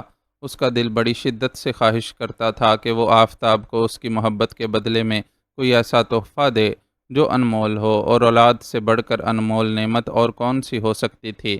اپنی ہر سانس کے ساتھ وہ بچے کی سلامتی کی دعا کرتی رہی۔ آخر کار وہ وقت آ پہنچا جب اسے آپریشن تھیٹر میں لے جایا جانے لگا۔ آپ میرے لیے اس دنیا میں موجود ہر شے سے بڑھ کر قیمتی ہیں۔ میں اس یقین کے ساتھ آپ کو اس دروازے کے پار بھیج رہا ہوں کہ جب دوبارہ یہ دروازہ کھلے گا تو آپ میرے بچے کے ساتھ اس دروازے سے باہر آئیں گی۔ آپریشن تھیٹر کے دروازے پر آفتاب نے اسٹریچر کے قریب کھڑے ہو کر اس کا ہاتھ تھام کر یہ الفاظ کہے تو اس کے سارے وجود میں توانائی کی ایک لہر سی دوڑ گئی اور آنکھوں میں دیے سے جلنے لگے۔ جواب میں زبان سے کچھ کہے بغیر اس نے اپنے ہونٹوں پر ایک پیاری سی مسکراہٹ سجا لی۔ اس مسکراہٹ کی روشنی کے حالے میں اس کا اسٹریچر پر موجود وجود آپریشن تھیٹر میں لے جایا گیا۔ اس کی نظروں سے غائب ہوتے ہی آفتاب ایک دیوار سے ٹیک لگا کر کھڑا ہو گیا اور سراپا دعا بن گیا۔ انتظار کا یہ وقت منٹوں پر محیط تھا یا گھنٹوں پر، وہ اندازہ نہیں کر سکتا تھا، کیونکہ خود اس پر تو ایک ایک لمحہ صدی بن کر گزرا تھا۔ مبارک ہو مسٹر، اللہ نے آپ کو بڑی پیاری سی بیٹی دی ہے۔ آپریشن تھیٹر سے برآمد ہونے والی نرس نے جب یہ خوشخبری سنائی تو اس کی آنکھوں سے آنسو بہہ نکلے۔ مسکراتے ہونٹوں کے ساتھ بہنے والے یہ آنسو خود گواہی دے رہے تھے کہ ہم خوشی اور شکر گزاری کا نتیجہ ہیں۔ چنانچہ نرس کو ایسا کوئی شک نہیں گزرا کہ تنگ نظر مردوں کی طرح وہ بھی بیٹی کی پیدائش پر مایوسی اور اداسی میں مبتلا ہے۔ آپ پھر اسٹاف کے لیے مٹھائی پہنچا رہے ہیں نا سر؟ اس کی کیفیت کو پوری طرح محسوس کرتی نرس نے اس سے فرمائش کی۔ کیوں نہیں، آپ کی مٹھائی ابھی تھوڑی دیر میں پہنچ جائے گی۔ آپ پہلے مجھے یہ بتائیں کہ میری مسز کا کیا حال ہے اور میں اپنی بچی کو کب دیکھ سکوں گا؟ اس نے مسکرا کر حامی بھرتے ہوئے ایک ساتھ دو سوال کیے۔ آپ کی مسز بالکل ٹھیک ہیں، تھوڑی دیر میں انہیں ہوش آ جائے گا تو ہم انہیں روم میں شفٹ کر دیں گے۔ بیبی کو ابھی نرسری میں رکھا جائے گا، بچی کمزور ہے اس لیے کچھ دن اسے وہیں رکھنا ہوگا۔ جیسے ہی بچی وہاں شفٹ ہوتی ہے میں آپ کو بتا دوں گی۔ نرس نے بااخلاق لہجے میں اسے جواب دیا اور وہاں سے ہٹ گئی۔ نرس کی باتوں سے اسے اندازہ ہو گیا تھا کہ ابھی اسے اپنی بیٹی اور کشور کو دیکھنے میں کچھ وقت لگے گا۔ چنانچہ خود بھی باہر نکل گیا اور مسجد کا رخ کیا۔ ہسپتال کے ساتھ بنی مسجد میں شکرانے کے نفل ادا کرنے کے بعد وہ مٹھائی کی دکان پر گیا اور ڈھیروں مٹھائی کے ساتھ ہسپتال واپس لوٹا۔ پہلی بار باپ بننے کے تجربے نے اس کے دل میں مسرت کی کلیاں کھلا دی تھیں اور بس نہیں چل رہا تھا کہ ساری دنیا کو اپنی اس خوشی میں شریک کر لے، لیکن افسوس کا مقام یہ تھا کہ وہ اور کشور دونوں ہی عام لوگوں کی طرح اپنے کسی پیارے سے اس خوشی کو نہیں بانٹ سکتے تھے۔ وہ خود رشتوں کے معاملے میں کلاش تھا اور کشور کا اپنا خاندان جانی دشمن بنا ہوا تھا، لیکن آج وہ ان سب باتوں کو بھلا کر اپنی خوشی کو منانا چاہتا تھا۔ چنانچہ خوشی خوشی ہسپتال پہنچا اور مٹھائی عملے کے افراد کے حوالے کر کے خود نرسری کی طرف چلا گیا۔ کچھ دیر قبل اسے بیٹی کی اطلاع دینے والی نرس نے اس کے واپس ہسپتال لوٹتے ہی اسے یہ اطلاع بھی دے دی تھی کہ بچی کو نرسری میں منتقل کر دیا گیا ہے۔ وہ نرسری پہنچا تو وہاں موجود ایک نرس نے اس کی اس کاٹ تک رہنمائی کی جس میں اس کی بیٹی لیٹی ہوئی تھی۔ وہ کاٹ کے قریب جا کر کھڑا ہوا اور بچی کا جائزہ لینے لگا۔ بہت نازک سی گندمی رنگت والی وہ بچی گلابی تولیے میں لپٹی آنکھیں موندے سو رہی تھی۔ بچی نے اپنی ماں کے نین نقش چرائے تھے، اس لیے وہ اسے کچھ اور بھی پیاری لگی۔ اس نے ہاتھ بڑھا کر بے حد احتیاط سے اسے کاٹ سے باہر نکالا اور کچھ دیر دیکھتے رہنے کے بعد اس کے ماتھے پر نرمی سے بوسہ دیا۔ باپ کا پیار بھرا لمس پا کر بچی سوتے میں مسکرائی۔ اس کی مسکراہٹ نے آفتاب کے ہونٹوں پر بھی مسکراہٹ بکھیر دی اور وہ مسکراتے ہوئے اس کے کان میں اذان دینے لگا۔ اس فریضے سے فارغ ہونے کے بعد اس نے بچی کو ایک بار اور پیار کیا اور پھر اسے کاٹ میں لٹا کر نرسری سے باہر نکل گیا۔ اب اسے کشور کو دیکھنا تھا۔ جب وہ بچی کو دیکھنے آ رہا تھا تو اسے اطلاع دی گئی تھی کہ کشور کو ہوش آ چکا ہے اور کچھ دیر بعد اسے روم میں منتقل کیا جا رہا ہے۔ اس کے اندازے کے مطابق اب تک یہ کام ہو جانا چاہیے تھا۔ وہ پرائیویٹ روم میں پہنچا تو اس کے اندازے کی تصدیق ہو گئی۔ سامنے ہی کشور بیڈ پر سیدھی لیٹی ہوئی تھی اور اس کے دائیں ہاتھ میں پیوست سوئی سے گلوکوز کی شکل میں قطرہ قطرہ توانائی جسم میں داخل ہو رہی تھی۔ نرس جو گلوکوز کی بوتل میں کوئی دوا انجیکٹ کر رہی تھی، اسے دیکھ کر مسکرائی اور اپنا کام مکمل کر کے باہر نکل گئی۔ اس کے نکلتے ہی وہ کشور کی طرف بڑھا۔ مبارک ہو، ہم بڑی ہی پیاری بیٹی کے اماں ابا بن گئے ہیں۔ اس نے ایک ہاتھ سے کشور کا بایاں ہاتھ تھاما اور دوسرے ہاتھ سے اس کے ماتھے پر آئے بالوں کو پیچھے کرتے ہوئے محبت سے بولا، آپ کو بھی مبارک ہو۔ کشور کے ہونٹوں پر مسرت بھری شرمیلی مسکراہٹ تھی۔ آپ نے بیٹی کو دیکھ لیا، کیسی لگی آپ کو؟ شدید نکاہت کے باوجود وہ بڑی ہمت کا مظاہرہ کرتے ہوئے پراشتیاق لہجے میں اس سے پوچھنے لگی۔ بہت پیاری، بالکل آپ جیسی ہے، اس نے برجستگی سے جواب دیا تو وہ مزید شرما گئی۔ خوشی کے یہ پل ایسے تھے جس میں وہ ہر دکھ اور پریشانی کو بھول گئے تھے۔ آج انہوں نے وہ انمول موتی پایا تھا جس سے قیمتی شے کوئی اور ہو ہی نہیں سکتی تھی۔ اس کا نام کیا سوچا ہے آپ نے؟ کشور نے ایک اور سوال کیا۔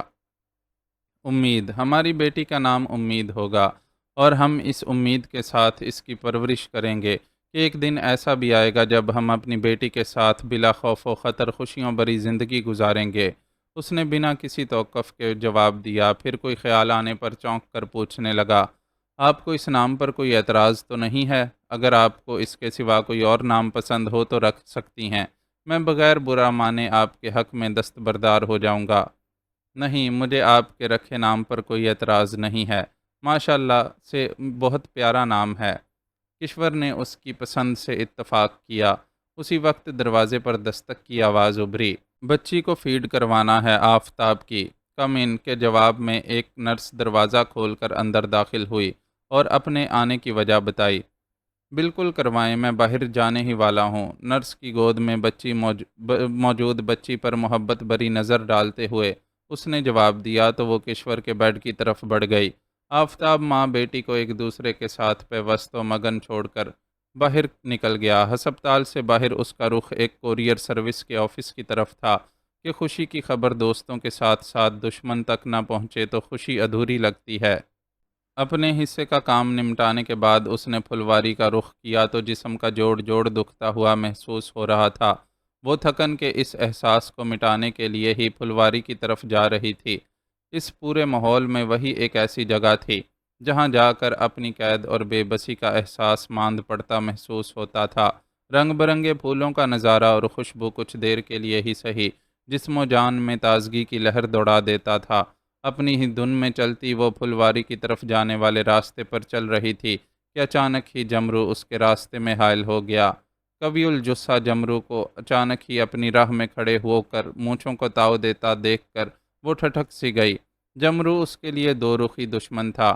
اول اس کی ہوس پرست فطرت اس کے حسن کی طرف لپکتی تھی تو دوم وہ اسلم کی من پسند ہونے کے ناطے جمرو کی دشمنی کی حقدار ٹھہری تھی۔ اب بھی اس نے اس کی راہ روکی تو وہ اندر سے ہل کر رہ گئی کہ جانے یہ شیطان فطرت شخص اپنا کیا رنگ دکھاتا ہے، لیکن اس نے کوئی ایسی ویسی حرکت نہیں کی اور کچھ دیر اسے کینہ توز نظروں سے گھورتے رہنے کے بعد ایک طرف ہٹ گیا۔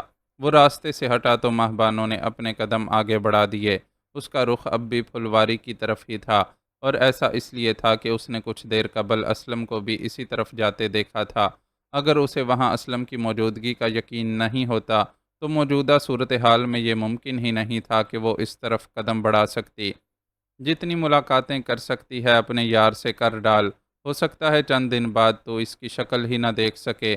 وہ چند قدم ہی آگے چلی تھی کہ اسے اپنی پشت سے جمرو کی آواز سنائی دی۔ وہ ایسے لہجے میں بول رہا تھا جیسے کوئی سانپ پھنکار رہا ہو۔ اسے اپنے جسم میں ایک سرد سی لہر دوڑتی ہوئی محسوس ہوئی اور پلٹ کر دیکھے بغیر تیزی سے پھلواری کی طرف بڑھ گئی۔ پیر میں بندھی زنجیر نے اسے مجبور نہ کیا ہوتا تو وہ دوڑتی ہوئی وہاں سے جاتی۔ جمرو کے لہجے نے اس پر ایسی ہی دہشت طاری کی تھی جیسے کسی سانپ کو دیکھ کر محسوس ہوتی ہے۔ کیا بات ہے، کچھ گھبرائی ہوئی سی لگ رہی ہو۔ پھلواری میں اسلم موجود تھا اور ایک پودے کی چھٹائی کر رہا تھا۔ وہ وہاں پہنچی تو اس کی طرف متوجہ ہوا اور ایک نظر میں ہی بھانپ گیا کہ کوئی مسئلہ ہے۔ ہاں بس، اصل میں یہاں آ رہی تھی تو جمرو اچانک میرا راستہ روک کر کھڑا ہو گیا، اس نے الجھے ہوئے انداز میں بتایا۔ اس نے تمہارے ساتھ کوئی بدتمیزی تو نہیں کی؟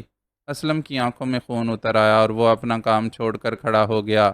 بدتمیزی تو ایسی کوئی خاص نہیں کی، بس راستہ روک کر پہلے گھورتا رہا، بعد میں تمہاری جان لینے کی دھمکی دینے لگا، اس نے بتایا۔ کھسیانی بلی کھمبا نوچنے کے سوا اور کر بھی کیا سکتی ہے؟ ابھی میرے ہاتھوں کن کٹا ہوا ہے، کل کو اپنی انہی حرکتوں کی وجہ سے سر کٹا بن جائے گا۔ مطمئن سے لہجے میں کہتا ہوا وہ دوبارہ اپنے کام میں مصروف ہو گیا۔ اس کے انداز میں ایسی بے نیازی تھی کہ جیسے جمرو کی دھمکی کی کوئی حیثیت ہی نہ ہو۔ مہبانو البتہ اس کی بات سن کر چونک پڑی۔ جمرو کا زخمی کان اس نے بھی دیکھا تھا اور اسے یہ بھی علم تھا کہ یہ زخم گولی کا ہے، لیکن وہ یہی سمجھی تھی کہ وہ لوگ جس واردات کے لیے گئے تھے یہ اس کی ہی نشانی ہے۔ یہ تو اب اسلم کی زبانی معلوم ہوا تھا کہ یہ اس کا کارنامہ تھا۔ تم نے جمرو پر گولی کیوں چلائی تھی؟ اس نے دریافت کیا۔ حکم کی تعمیل نہ کرنے والوں کے ساتھ ایسا ہی سلوک کیا جاتا ہے۔ مجھے سردار نے اختیار دیا تھا کہ اگر کوئی سرکشی کرے تو میں اس کے ساتھ جو چاہے سلوک کر سکتا ہوں۔ یہ تو تم میری مہربانی سمجھو کہ میں نے جمرو کا صرف کان اڑایا، میں چاہتا تو اس کے سینے میں گولی بھی مار سکتا تھا۔ وہ اپنے کام میں مصروف اسی اطمینان کے ساتھ جواب دے رہا تھا۔ کہیں ایسا تم نے جان بوجھ کر دشمنی نکالنے کے لیے تو نہیں کیا؟ مہبانوں نے اپنے شک کا اظہار کیا۔ میں نہ تو اتنا گھٹیا ہوں اور نہ اتنا کمزور کہ اپنے دشمن پر چھپ کر یا دھوکے سے وار کروں۔ مجھے ذاتی دشمنی کی بنیاد پر جمرو کو نقصان پہنچانا ہوا تو علل اعلان ایسا کروں گا۔ اس نے کچھ برا مان کر جواب دیا۔ تو آخر ایسا کیا ہوا تھا کہ تمہیں اس پر گولی چلانی پڑی؟ وہ بھی بال کی کھال اتارنے پر تلی ہوئی تھی۔ ہونا کیا ہے، حسب معمول جمرو کی نیت عورت پر خراب ہو گئی تھی۔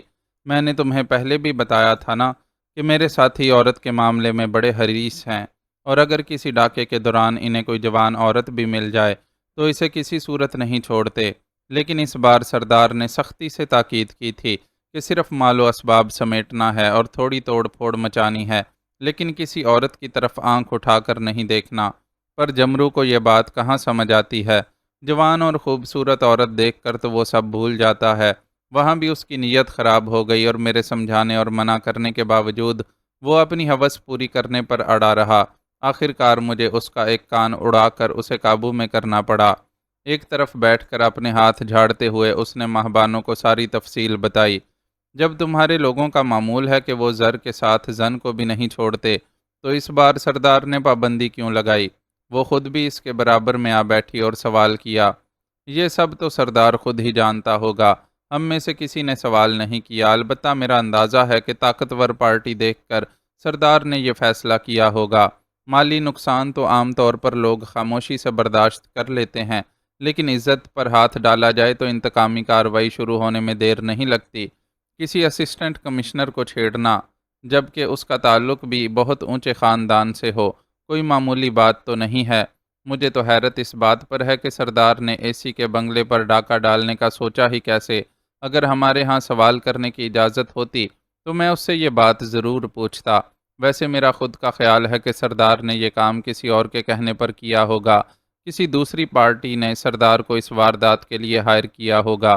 وہ کیا سرائیاں کر رہا تھا، جبکہ مہبانوں کے کان اسسٹنٹ کمشنر کا ذکر سن کر کھڑے ہو گئے تھے۔ کس اسسٹنٹ کمشنر کی بات کر رہے ہو تم؟ نام کیا ہے ان کا؟ اس نے بےتابی سے سوال کیا۔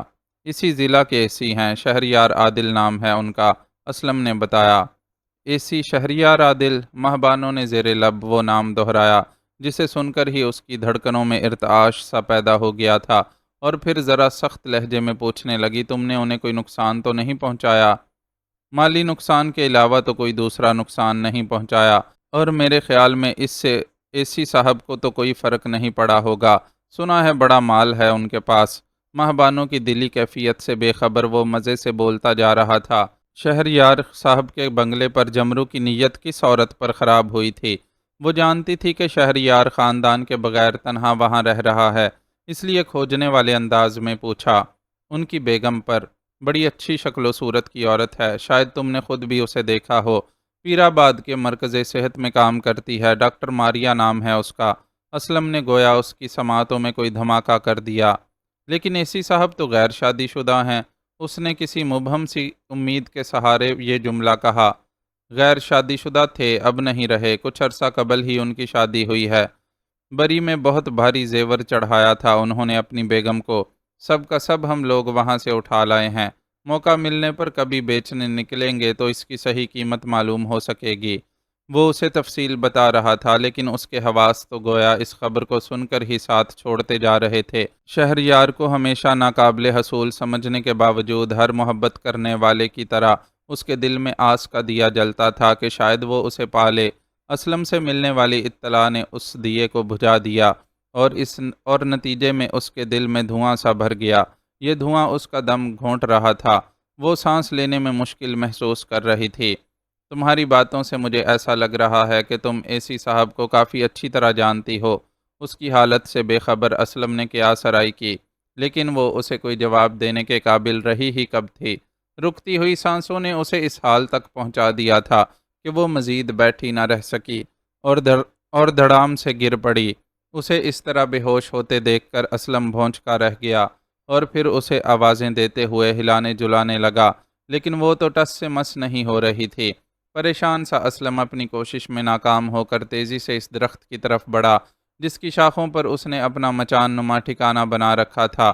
رسی کی سیڑھی سے مچان پر پہنچنے کے بعد اس نے وہاں رکھی سراہی اٹھائی اور واپس سیڑھیاں اتر کر ماہبانوں کی طرف بھاگا۔ سراہی الٹی کر کے اس نے اس میں موجود سارا پانی ماہبانوں پر انڈیل دیا۔ اتنا ڈھیر سارا پانی چہرے اور جسم پر گرنے سے وہ ہڑبڑا کر بے ہوشی سے ہوش میں آئی، لیکن اس کی آنکھیں اب بھی بالکل ویران تھیں، اور یوں لگتا تھا کہ وہ آنکھیں کھول لینے کے باوجود ہوش و حواس کی دنیا میں واپس نہ لوٹی ہو۔ آر یو اوکے ماہبانوں؟ تمہاری طبیعت تو ٹھیک ہے؟ اچانک تمہیں کیا ہو گیا تھا؟ اس کے رخسار نرمی سے تھپکتے ہوئے اسلم نے دریافت کیا۔ میں اپنی جھونپڑی میں واپس جاؤں گی۔ اس کے سوال کا جواب دینے کی بجائے وہ کسمساتی ہوئی اٹھ کر بیٹھی اور فیصلہ کن لہجے میں بولی۔ اسلم نے بھی اس وقت اسے چھیڑنا مناسب نہ سمجھا، اور سہارا دے کر پھلواری سے باہر لے آیا۔ اسے ماہبانوں کو اس طرح سہارا دے کر جھونپڑی تک لے جاتے دیکھ کر بہت سی آنکھوں میں سوال جاگے، لیکن ان دونوں ہی کے پاس کسی کی نظروں میں موجود سوالوں کو پڑھنے کی فرصت نہیں تھی۔ ایک اپنے سب سے بڑے نقصان کے لیے دل میں ماتم کا نہ تھا، تو دوسرے کو فکر تھی کہ وہ جس لڑکی کو سہارا دے کر لے جا رہا ہے اسے کچھ ہو نہ جائے۔ ماہبانوں کی اچانک بے ہوشی نے اسے بے حد تشویش میں مبتلا کر دیا تھا، لیکن وہ یہ بھی محسوس کر رہا تھا کہ اس وقت اس سے کوئی سوال نہیں کیا جا سکتا۔ مناسب یہی تھا کہ وہ کچھ دیر آرام کرے۔ تم آرام کرو، میں 2 گھنٹے بعد آ کر تمہاری خیریت معلوم کروں گا۔ جھونپڑی کے دروازے پر پہنچ کر اس نے مکمل سکوت میں موجود ماہبانوں سے کہا، اور خود نہ چاہتے ہوئے بھی وہاں سے پلٹنے لگا۔ 1 منٹ رکو اسلم، ماہبانوں کی آواز نے اس کے قدم جکڑ لیے۔ ہاں بولو، کوئی کام ہے کیا؟ وہ اس کی طرف واپس پلٹا۔ تم سے ایک بات پوچھنی تھی۔ وہ اس پر نظر جما کر اسپاٹ سے لہجے میں بولی۔ پوچھو۔ وہ ذرا حیرت زدہ سا ہمتن گوش ہوا۔ اگلے ہی لمحے ماہبانوں نے اس سے جو سوال کیا اس نے اس کی حیرت کو دو چند کر دیا، اور وہ بھونچکا سا کھڑا سوچنے لگا کہ کیا میری قوت سماعت ٹھیک سے کام کر رہی ہے؟ تم نے میرے سوال کا جواب نہیں دیا اسلم۔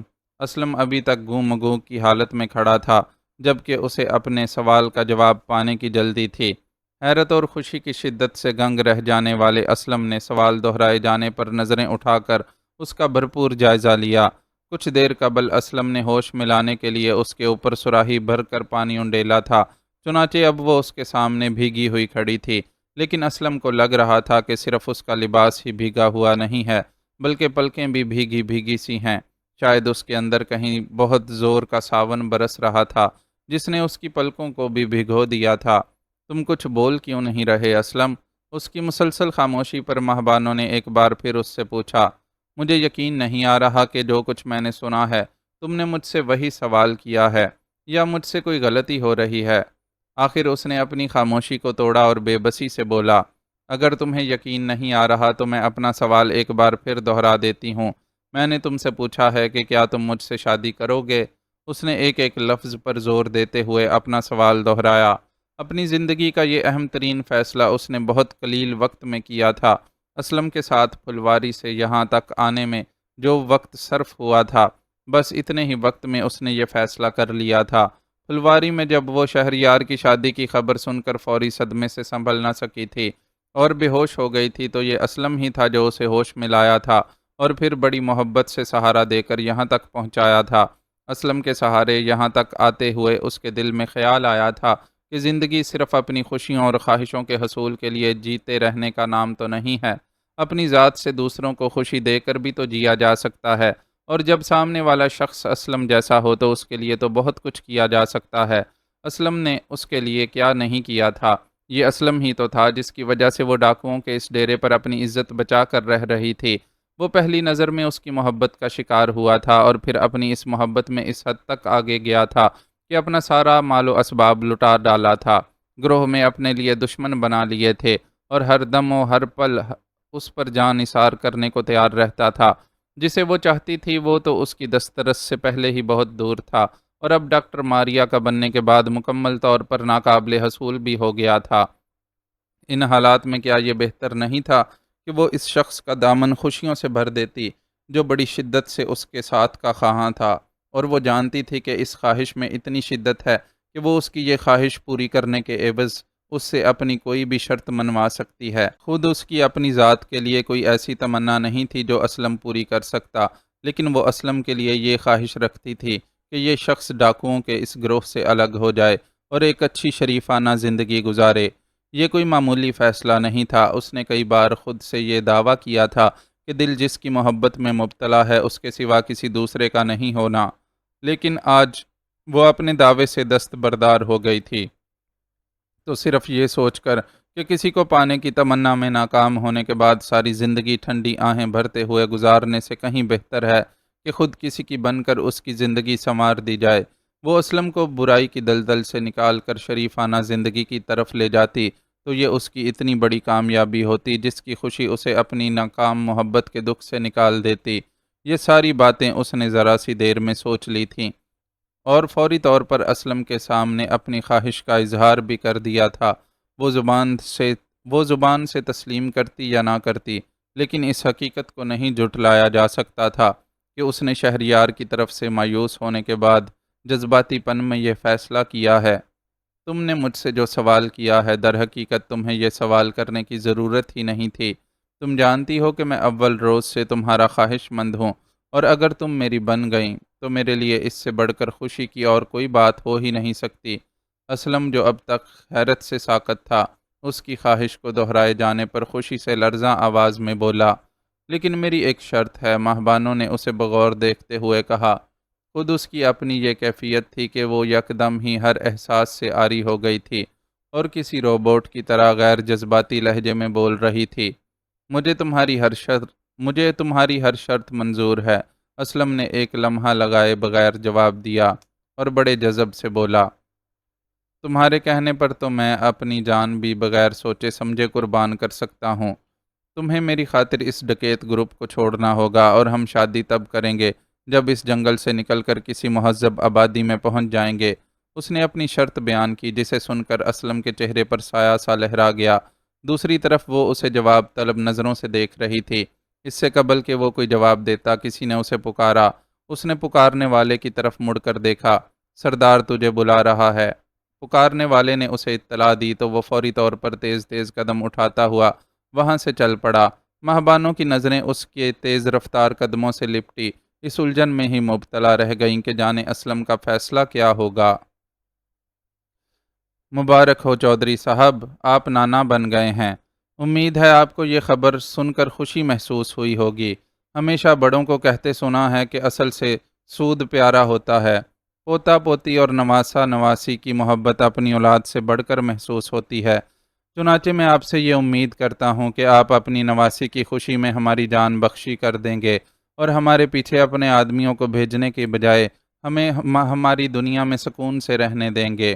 کورئیر سروس کے ذریعے حویلی پہنچنے والا وہ خط اگرچہ زیادہ طویل نہیں تھا، لیکن چودھری پر بری طرح اثر انداز ہوا تھا، اور یہ اثر منفی تھا۔ خط بھیجنے والا کتابوں کی دنیا کا فرد تھا، چنانچہ بدترین حالات میں بھی لوگوں سے اچھی امیدیں رکھتا تھا۔ اب بھی اس نے اپنی ایسی ہی امید کے سہارے یہ خط حویلی بھیج ڈالا تھا، لیکن اس کی امیدوں کے برخلاف اس خط کو پڑھ کر چودھری سخت طیش میں آ گیا۔ اسے ایسا لگا کہ اس خط کے ذریعے آفتاب نے اس کا مذاق اڑایا ہے اور اسے چیلنج کیا ہے کہ لو دیکھ لو، تمہارے تمام تر اختیارات اور روب و دبدبے کے باوجود میں نہ صرف تمہاری بیٹی کو تمہاری ناک کے نیچے سے نکال کر لے گیا، بلکہ اسے ایک بچی کی ماں بھی بنا ڈالا ہے، اور تم اپنے اتنے سارے پٹھوؤں کے ہوتے ہوئے میری گرد بھی نہیں پا سکے۔ اس سوچ کے بعد اس کا چراغ پا ہونا لازمی تھا، سو وہ کسی زخم خوردہ درندے کی طرح سرخ آنکھیں لیے ادھر سے ادھر ٹہل رہا تھا۔ اس تک خط پہنچانے والا منشی اللہ رکھا ایک جانب مؤدب کھڑا تھا۔ اسے تجسس تھا کہ خط کے مضمون کو جان سکے، لیکن چودھری کا غصہ اس کے تجسس کو سوال بن کر زبان پر آنے سے روک رہا تھا۔ اس نے لفافے کی پشت پر واضح طور پر لکھا آفتاب کا نام پہلی ہی نظر میں پڑھ لیا تھا، اور اس نام کو پڑھ کر بری طرح بے چین ہو گیا تھا۔ اگر اس کے بس میں ہوتا تو چودھری کو لفافہ پہنچانے سے قبل خود اسے کھول کر دیکھ لیتا، لیکن ظاہر ہے یہ ممکن نہیں تھا، اور اب بھی وہ یہ نہیں جان سکا تھا کہ خط میں کیا لکھا ہے۔ البتہ اتنا اندازہ ضرور ہو گیا تھا کہ خط میں کوئی ایسی بات تحریر ہے جس نے چودھری کی انا کو ٹھیس لگائی ہے، جو وہ یوں بلبلایا ہوا نظر آ رہا ہے۔ اللہ رکھا، ٹہلتے ٹہلتے چودھری اچانک رکا اور اسے پکارا۔ حکم سرکار۔ منشی نے فوراً کسی نازک موقع پر اختیار کیے جانے والے مخصوص غلامانہ انداز میں مستدعی سے پکار کر جواب دیا۔ ذرا وہ لفافہ تو اٹھا کر دے۔ طیش کے عالم میں اس نے خط کو پڑھنے کے ساتھ ہی پرزا پرزا کر کے لفافے سمیت دور اٹھا کر پھینک دیا۔ خط کے پرزے پنکھے کی ہوا کے زور سے کمرے میں ادھر ادھر بکھر گئے، جبکہ لفافہ ایک جانب دیوار کے قریب پڑا ہوا تھا۔ اس کا حکم سنتے ہی منشی پھرتی سے لفافے تک گیا اور جھک کر اسے اٹھانے کے بعد اس کی خدمت میں پیش کر دیا۔ لفافہ ہاتھ میں لے کر اس نے اس پر چھپے مونوگرام کو غور سے دیکھا۔ وہ ایک مشہور کورئیر کمپنی کا مونوگرام تھا۔ اس مونوگرام کے علاوہ لفافے پر حویلی کا پتہ اور آفتاب کا نام درج تھا۔ ظاہر ہے آفتاب نے اپنے نام کے ساتھ اپنا پتہ نہیں لکھا تھا۔ اسے ایسی کوئی ضرورت بھی محسوس نہیں ہو رہی تھی۔ لفافے کو دیکھتے ہوئے وہ مشکل ہی سہی، لیکن ایسا راستہ ڈھونڈ چکا تھا جس کے ذریعے آفتاب اور کشور تک پہنچا جا سکتا تھا۔ اس کورئیر کمپنی کے دفتر جا کر چھان بین کراؤ کہ یہ خط کہاں سے بھیجا گیا ہے۔ علاقے کا معلوم ہو گیا تو ہمارے لیے اس مردود ماسٹر تک پہنچنا زیادہ مشکل ثابت نہیں ہوگا۔ اس نے ہم راز دست راست منشی کو حکم دیا۔ جو حکم سرکار۔ منشی بوتل کے جن کی طرح حکم کی بجا آوری کے لیے وہاں سے غائب ہو گیا۔ اس کے جانے کے بعد چودھری نے حویلی کے زنان خانے کا رخ کیا۔ زنان خانے میں اس کی منزل چھوٹی چودرائن ناہید کا کمرہ تھی۔ کشور کے حویلی سے فرار ہونے کے بعد وہ اس کی ماں ہونے کے ناطے سخت ماتوب ٹھہری تھی، اور سزا کے طور پر اسے حویلی کے معاملات سے عملی طور پر بے دخل کر دیا گیا تھا۔ چنانچہ اب وہ زیادہ تر اپنے کمرے تک ہی محدود رہتی تھی۔ اس سزا کو اس نے اس لیے زیادہ دل پر نہیں لیا تھا کہ اس کے حویلی میں اختیارات پہلے ہی محدود تھے، اور اصل کرتا دھرتا وڈی چودرائن ہی تھی، لیکن اسے کشور کے اقدام سے شدید دکھ پہنچا تھا۔ وہ جانتی تھی کہ اس جرم کی سزا میں اسے اپنی جان گنوانی پڑے گی، اور وہ جیسی بھی صحیح ماں تھی، اگرچہ اس نے ضرورت سے زیادہ عیش و آرام میں پڑ جانے کے باعث کبھی اپنی اولاد کا خیال رکھنے کی بھی ضرورت محسوس نہیں کی تھی، اور ہمیشہ اس بات کو کافی سمجھا تھا کہ بے تحاشا دولت اور خدمتگار اس کی اولاد کو آرام پہنچا رہے ہیں۔ لیکن اب اپنی تمام تر بے پرواہی اور کاہلی کے باوجود وہ اس غم میں مبتلا رہنے لگی تھی کہ جلد یا بدیر اس کی بیٹی ماری جائے گی۔ اس کا حال اس ملزم کی ماں کا سا تھا جسے عدالت سے سزائے موت سنائی جا چکی ہو، اور وہ اس دن کے ٹلنے کی دعا کر رہی ہو جب سزا پر عمل درآمد کا دن آئے گا۔ چودھری اس کے کمرے میں داخل ہوا تو وہ اسے دیکھ کر چونک پڑی اور عجلت میں اس کے استقبال کے لیے مسحری سے اتر کر کھڑی ہو گئی۔ بیٹھ جا ناہید، مجھے تجھ سے ایک ضروری گل کرنی ہے۔ اس نے ہاتھ سے اشارہ کر کے چودھرائن ناہید کو واپس مسحری پر بیٹھنے کا حکم دیا اور خود ایک اونچے پایوں والی منکش کرسی پر بیٹھ گیا۔ حکم کریں چودھری صاحب۔ چھوٹی چودھرائن ناہید اس کے حکم پر بیٹھ تو گئی، لیکن اندر سے وہ سخت تشویش میں مبتلا تھی کہ جانے چودھری کون سی ضروری بات کرنے آیا ہے۔ اس کا دل تو آج کل کشور میں ہی اٹکا رہتا تھا اور وہ اس خیال سے ہولتی رہتی تھی کہ جانے کب کشور کے بارے میں کون سی خبر حویلی پہنچ جائے۔ حکم وکم کچھ نہیں ہے، تجھے ایک خوشخبری سنانی تھی۔ خوشخبری؟ وہ حیران ہوئی۔ وہ کیا؟ تو نانی بن گئی ہے، ابھی ابھی میرے پاس خبر آئی ہے کہ کشور کے ہاں دھی پیدا ہوئی ہے۔ چودھری نے اسے جو خبر سنائی اسے سن کر وہ بھونچکی رہ گئی۔ وہ بھلا کیسے یقین کر سکتی تھی کہ کل تک جو شخص کشور کے خون کا پیاسا ہو رہا تھا، آج وہ اس کی بیٹی کی پیدائش کی خبر سن کر خوش ہو سکتا ہے؟ پھر اسے یہ خبر ملی کیسے تھی؟ کیا وہ کشور تک پہنچنے میں کامیاب ہو گیا تھا؟ یہ خیال آتے ہی اس کا دل بری طرح دھڑک اٹھا اور اس نے خوفزدہ نظروں سے چودھری کی طرف دیکھا۔ اس کے چہرے پر ہمیشہ جیسی سختی اور کرختگی چھائی ہوئی تھی اور کہیں بھی خوشی کی کوئی معمولی سی رمق بھی دکھائی نہیں دے رہی تھی۔ آپ کو کیسے معلوم ہوا چودھری صاحب؟ کیا کشور آپ کو مل گئی ہے؟ آخرکار وہ اپنے خدشے کو حیرت کی شکل میں سوال بنا کر ہونٹوں پر لے آئی۔ نہیں، کشور مجھے نہیں ملی۔ یہ خبر جو میں نے تجھے سنائی ہے اس کے شوہر نے خط میں لکھ کر بھیجی ہے، چودھری نے اسے جواب دیا۔ اس جواب کو سن کر ناہید کو کافی سکون محسوس ہوا اور وہ دل ہی دل میں شکر ادا کرنے لگی کہ چودھری خود کشور تک نہیں پہنچ سکا۔ میرا دل کرتا ہے کہ اس خوشی میں تجھے کوئی تحفہ دوں۔ وہ جس خوشی کا اظہار کر رہا تھا اس کی کوئی جھلک اس کے چہرے پر نظر نہیں آ رہی تھی۔ آپ نے اپنا دل کشور کے لیے نرم کر لیا، میرے لیے یہی کافی ہے، اور کوئی تحفہ نہیں چاہیے مجھے، اس نے چودھری کی بات کے جواب میں کہا۔ پر میرا جی کرتا ہے کہ میں تجھے کوئی اور تحفہ بھی ضرور دوں۔ چل ایسا کرتا ہوں کہ اس حویلی کے سارے اختیارات تیرے ہاتھ میں دے دیتا ہوں۔ تو حویلی کے اندر کے سارے معاملات دیکھنا، آج سے تیرا حویلی میں وہی مقام ہوگا جو وڈی چودھرائن کا ہے۔ چودھری کی بات کسی بم دھماکے سے کم نہیں تھی۔ اس بات کو سن کر وہ کچھ دیر تو سختہ زدہ سی بیٹھی رہ گئی، پھر ذرا ہمت کرتے ہوئے لرزتی ہوئی آواز میں بولی، لیکن چودھری صاحب، وہ وڈی آپا۔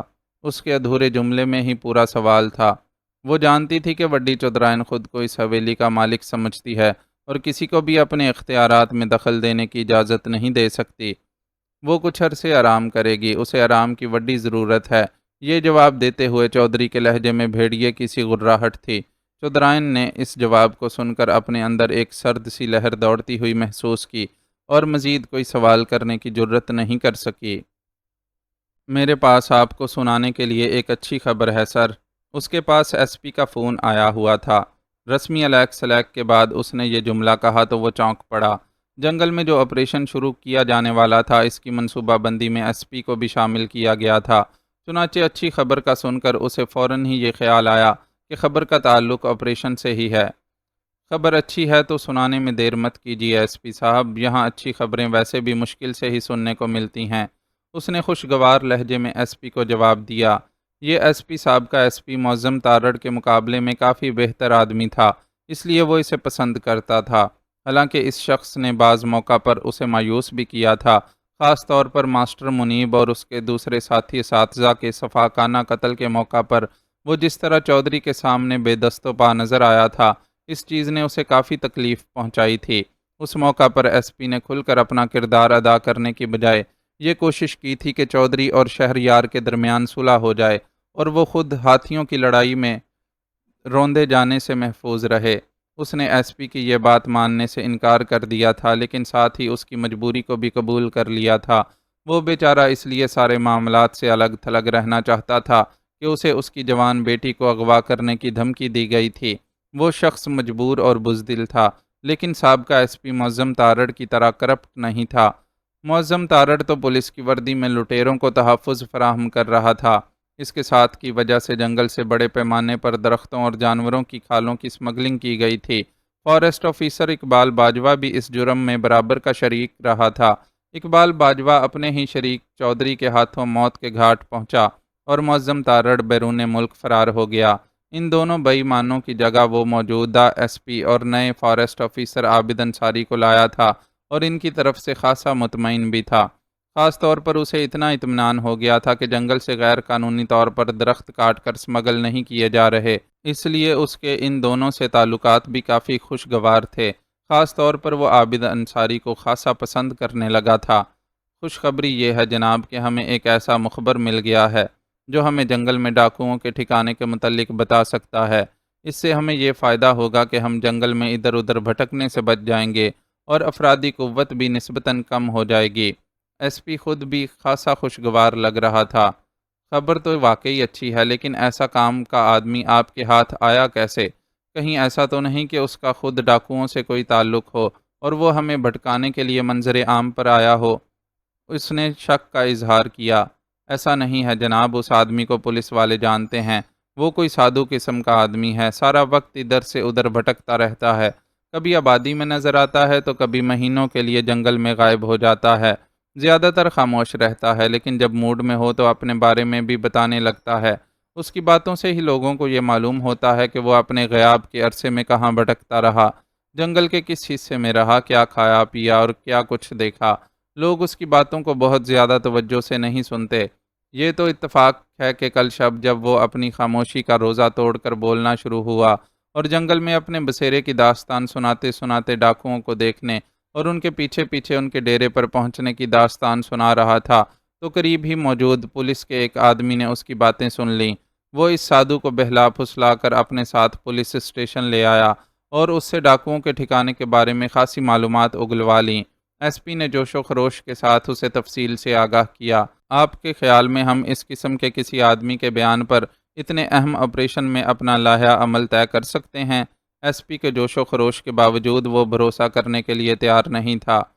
آئی تھنک سر، بھروسہ کیا جا سکتا ہے۔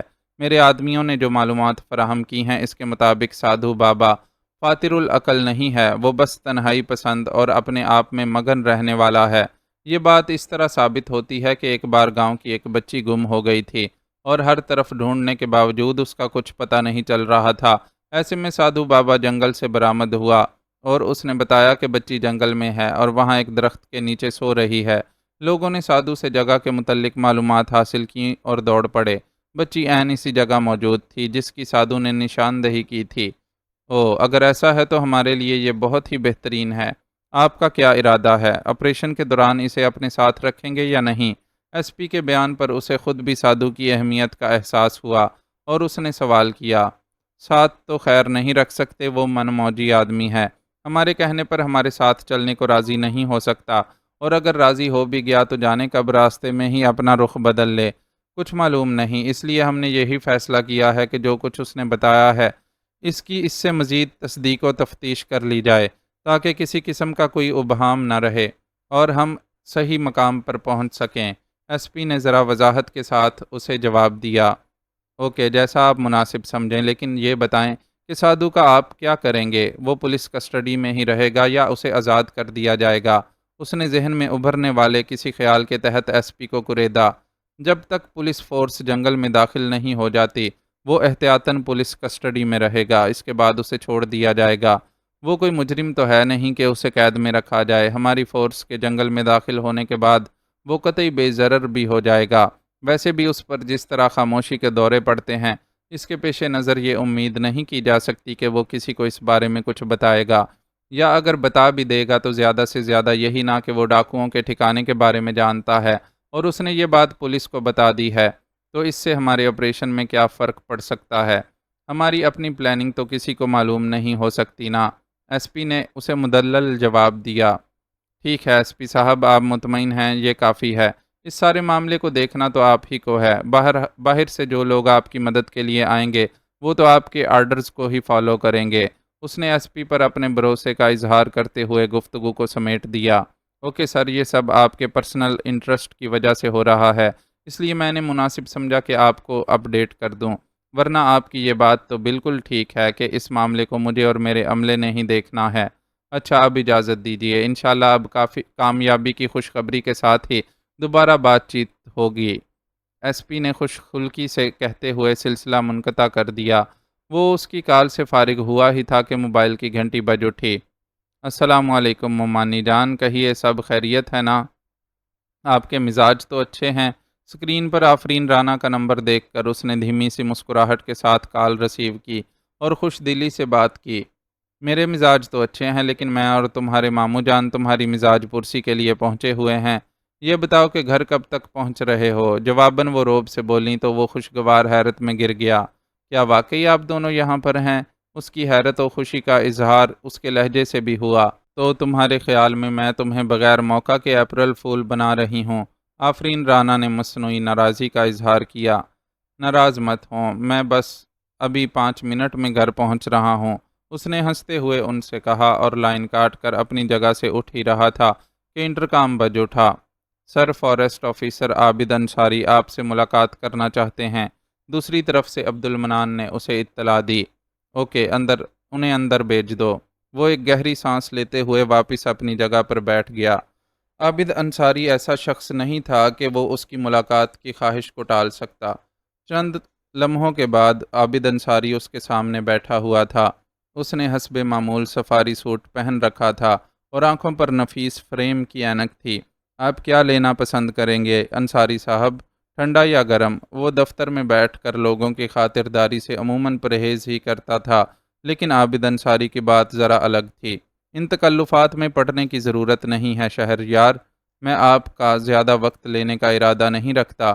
ایک چھوٹی سی بات کے لیے آپ کی خدمت میں حاضر ہوا تھا، وہ کام ہو جائے تو آپ سے اجازت چاہوں گا۔ مجھے معلوم ہے کہ آپ خاصے مصروف آدمی ہیں، اس لیے میں آپ کا وقت ضائع نہیں کروں گا۔ اس نے بہت رکھ رکھاؤ سے شہریار سے کہا۔ آپ تو شرمندہ کر رہے ہیں انصاری صاحب، اب میں ایسا بھی مصروف آدمی نہیں ہوں۔ چلیں ایسا کرتا ہوں کہ چائے منگوا لیتا ہوں، ہم دفتری کام کرنے والوں کو تو چائے ہر موسم میں ہی اچھی لگتی ہے، اور ایک پیالی چائے پینے میں زیادہ وقت بھی نہیں لگتا۔ اس نے بڑے خلوص کے ساتھ جواب دیا اور انٹرکام پر چائے کا آرڈر دینے لگا۔ جی اب فرمائیے کہ آپ نے کس چھوٹی سی بات کے لیے یہاں تک آنے کی تکلیف فرمائی؟ چائے کا آرڈر دینے کے بعد وہ مسکراتا ہوا عابد انصاری سے مخاطب ہوا۔ بات یہ ہے اسی صاحب کہ مجھے کچھ درخت یہاں سے باہر بھجوانے ہیں۔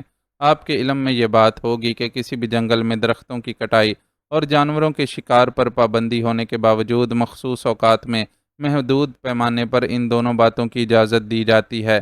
اسی اصول کے تحت میں نے جنگل سے کچھ درختوں کو کٹوایا ہے، اور اب یہ کٹے ہوئے درخت ٹرکوں پر لوڈ ضلع سے باہر جانے کے لیے بالکل تیار ہیں۔ ٹرکوں کو لے جانے والے افراد کے پاس باقاعدہ پرمٹ موجود ہوں گے، اور یہ ایک قطعی قانونی کام ہے۔ اس کے باوجود میں نے ضروری سمجھا کہ آپ کے علم میں یہ بات لے آؤں، تاکہ اول تو میرے عملے کو راستے میں غیر ضروری تفتیش اور چیکنگ کا سامنا نہ کرنا پڑے، دوسرے میری ذات کسی قسم کے شک و شبے کی زد میں نہ آئے کہ شاید میں بھی سابقہ فارسٹ آفیسر کی طرح درختوں کی اسمگلنگ کرنے کی کوشش کر رہا ہوں۔ عابد انصاری نے ٹھہرے ہوئے لہجے میں اپنی بات کا مقصد بیان کیا۔ آپ کیسی باتیں کر رہے ہیں انصاری صاحب؟ اگر کوئی کام قانونی طریقے سے کیا جائے تو مجھے اس پر بھلا کیا اعتراض ہوگا، اور میں کیوں آپ پر کسی قسم کا شک کروں گا؟ آپ بے فکر ہو کر سامان بھجوائیے، میں پولیس اسٹیشن پر پیغام بھیج دوں گا کہ آپ کے عملے کو پریشان نہیں کیا جائے۔ اس نے عابد انصاری کو اطمینان دلایا۔ میں اس تعاون کے لیے آپ کا شکر گزار ہوں گا، اس نے انکساری سے جواب دیا۔ شکریہ کی کوئی بات ہی نہیں ہے، اگر آپ اس کے علاوہ بھی کچھ کہنا چاہتے ہیں تو کہہ سکتے ہیں، اس نے فراخ دلی کا مظاہرہ کیا۔ جی نہیں شکریہ، اس نے انکار کیا۔ تو پھر آئیے چائے پیتے ہیں۔ ملازم اسی وقت دروازے پر دستک دے کر چائے سمیت اندر آیا تو وہ عابد انصاری سے بولا۔ چائے کے دوران وہ دونوں ادھر ادھر کے موضوعات پر گفتگو کرتے رہے۔ معلومات کی دونوں طرف ہی کمی نہیں تھی، اس لیے دونوں کو ہی گفتگو میں لطف محسوس ہو رہا تھا۔ اچھا بھائی، اب اجازت دیجیے، میں چند منٹ کی ملاقات کا سوچ کر آیا تھا، اور اب اچھا خاصا وقت گزر چکا ہے۔ آخر عابد انصاری کو ہی خیال آیا تو اس نے گفتگو کا سلسلہ منقطع کیا اور اس سے اجازت چاہی۔ آپ سے باتیں کر کے بہت اچھا لگا انصاری صاحب، وقت گزرنے کا احساس ہی نہیں ہوا۔ اس نے کھڑے ہو کر اس سے ہاتھ ملاتے ہوئے کہا تو وہ مسکرا دیا، اور پھر بڑے وقار سے چلتا ہوا وہاں سے روانہ ہو گیا۔ اس کے جانے کے بعد شہریار واپس اپنی سیٹ پر بیٹھا نہیں، اور خود بھی دفتر سے باہر نکل گیا۔ اسے اچھی طرح سے احساس تھا کہ وہ آفرین رانا سے 5 منٹ میں گھر پہنچنے کا کہہ کر اچھا خاصا لیٹ ہو گیا ہے۔ نور کوٹ میں 5 منٹ اتنے طویل ہوتے ہیں مجھے نہیں معلوم تھا۔ گھر پہنچ کر وہ سلام دعا کے مرحلے سے فارغ ہوا تو حسب توقع آفرین رانا نے پہلی فرصت میں اسے آڑے ہاتھوں لیا۔ ان کے اس انداز پر وہ مسکرا دیا اور شرارت سے بولا، اصل میں یہاں ہم نے وقت کو اپنے کنٹرول میں کرنے کا جادو سیکھ لیا ہے۔ ہم جب چاہیں منٹوں کو گھنٹوں اور گھنٹوں کو منٹوں میں بدل سکتے ہیں۔ یہاں آ کر سیکھ لینے کی کیا بات کر رہے ہو؟ یہ ہنر تو سرکاری افسروں اور سیاستدانوں کی گھٹی میں شامل ہوتا ہے۔ بیوقوف تو وہ لوگ ہوتے ہیں جو تمہاری بات کا یقین کر لیتے ہیں۔ انہوں نے منہ بنا کر اس کی بات کا جواب دیا تو سب ہنس پڑے۔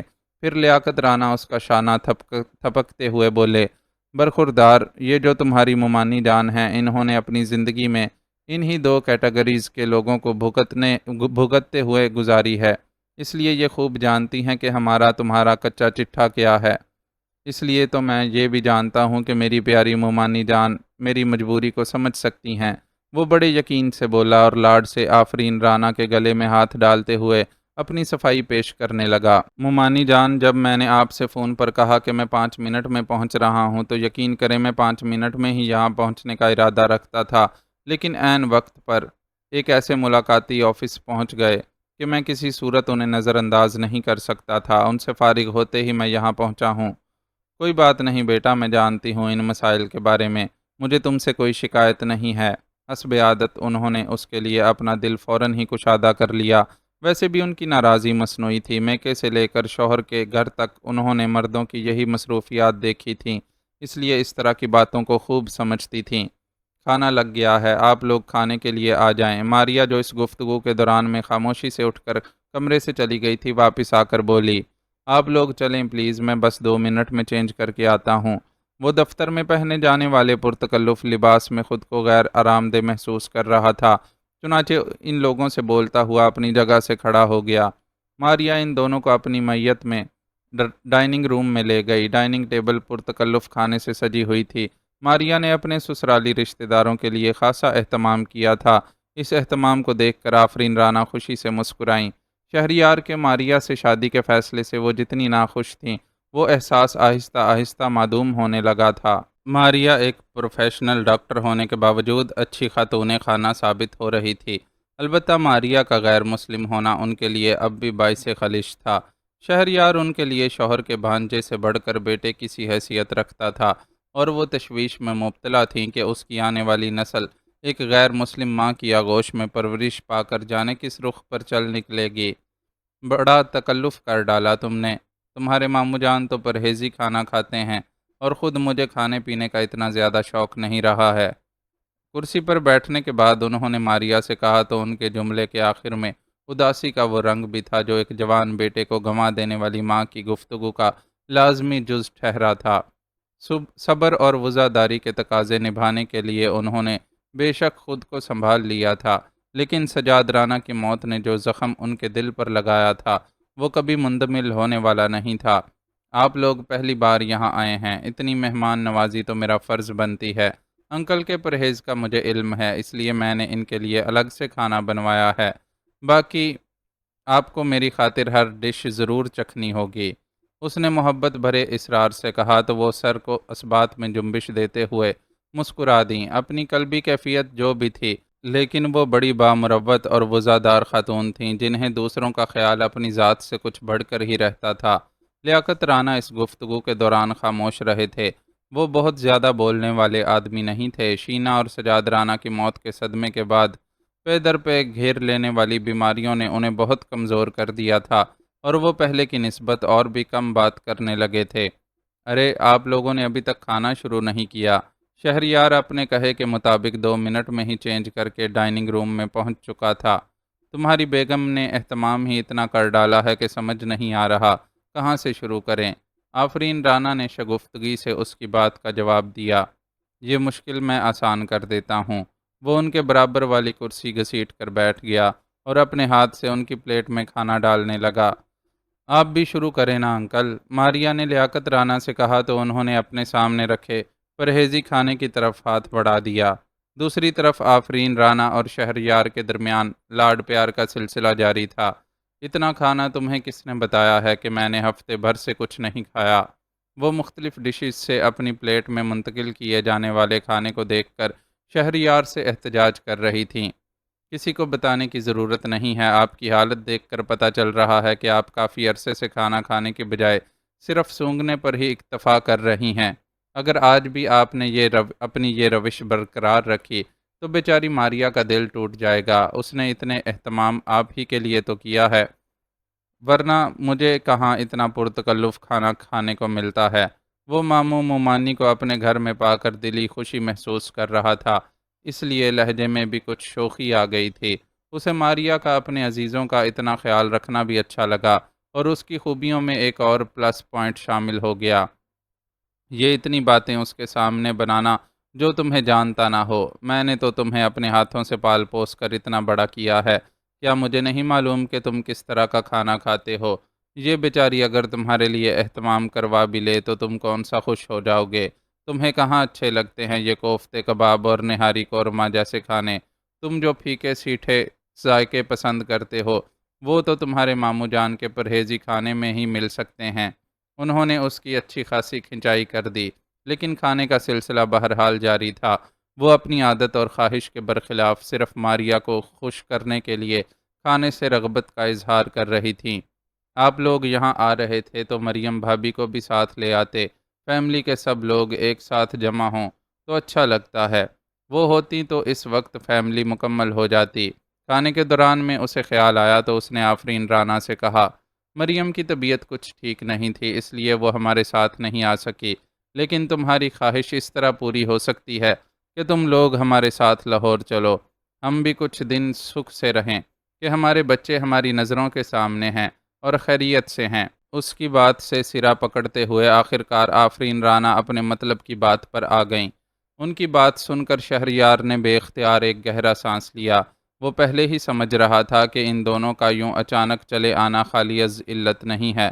اب ان کے الفاظ سن کر اسے اچھی طرح سمجھ آ گیا کہ وہ لوگ اس کے بنگلے پر ہونے والی ڈکیتی کی سننے کے بعد پریشان ہو کر یہاں پہنچے ہیں، اور لیاقت رانا کی خاموشی سے ظاہر تھا کہ جو کچھ آفرین رانا کہہ رہی ہیں وہ اس سے متفق نہیں بھی ہیں تو واقف ضرور ہیں۔ میں کوشش کروں گا کہ فرصت ملتے ہی لاہور پہنچوں۔ فی الحال یہاں کچھ معاملات ایسے ہیں جنہیں میرا دیکھنا ضروری ہے۔ آپ ایسا کریں کہ ماریا کو اپنے ساتھ لے جائیں، یہ کچھ دن آپ کے ساتھ رہ لے گی، پھر بعد میں اسے لینے آؤں گا تو خود بھی ایک دو دن کے لیے رک جاؤں گا۔ غیر محسوس انداز میں کھنکارتے ہوئے اس نے بہت سنبھل کر یہ تجویز پیش کی تاکہ آفرین رانا کو قائل کر سکے۔ اسے اندازہ تھا کہ وہ اپنی اندرونی کیفیت کو اس سے چھپا رہی ہیں اور در حقیقت اندر سے بے حد مضطرب ہیں، لیکن وہ اس کے انداز سے بھی زیادہ جذباتی بحران کا شکار تھیں اور کچھ اور ہی ٹھان کر یہاں آئی تھیں۔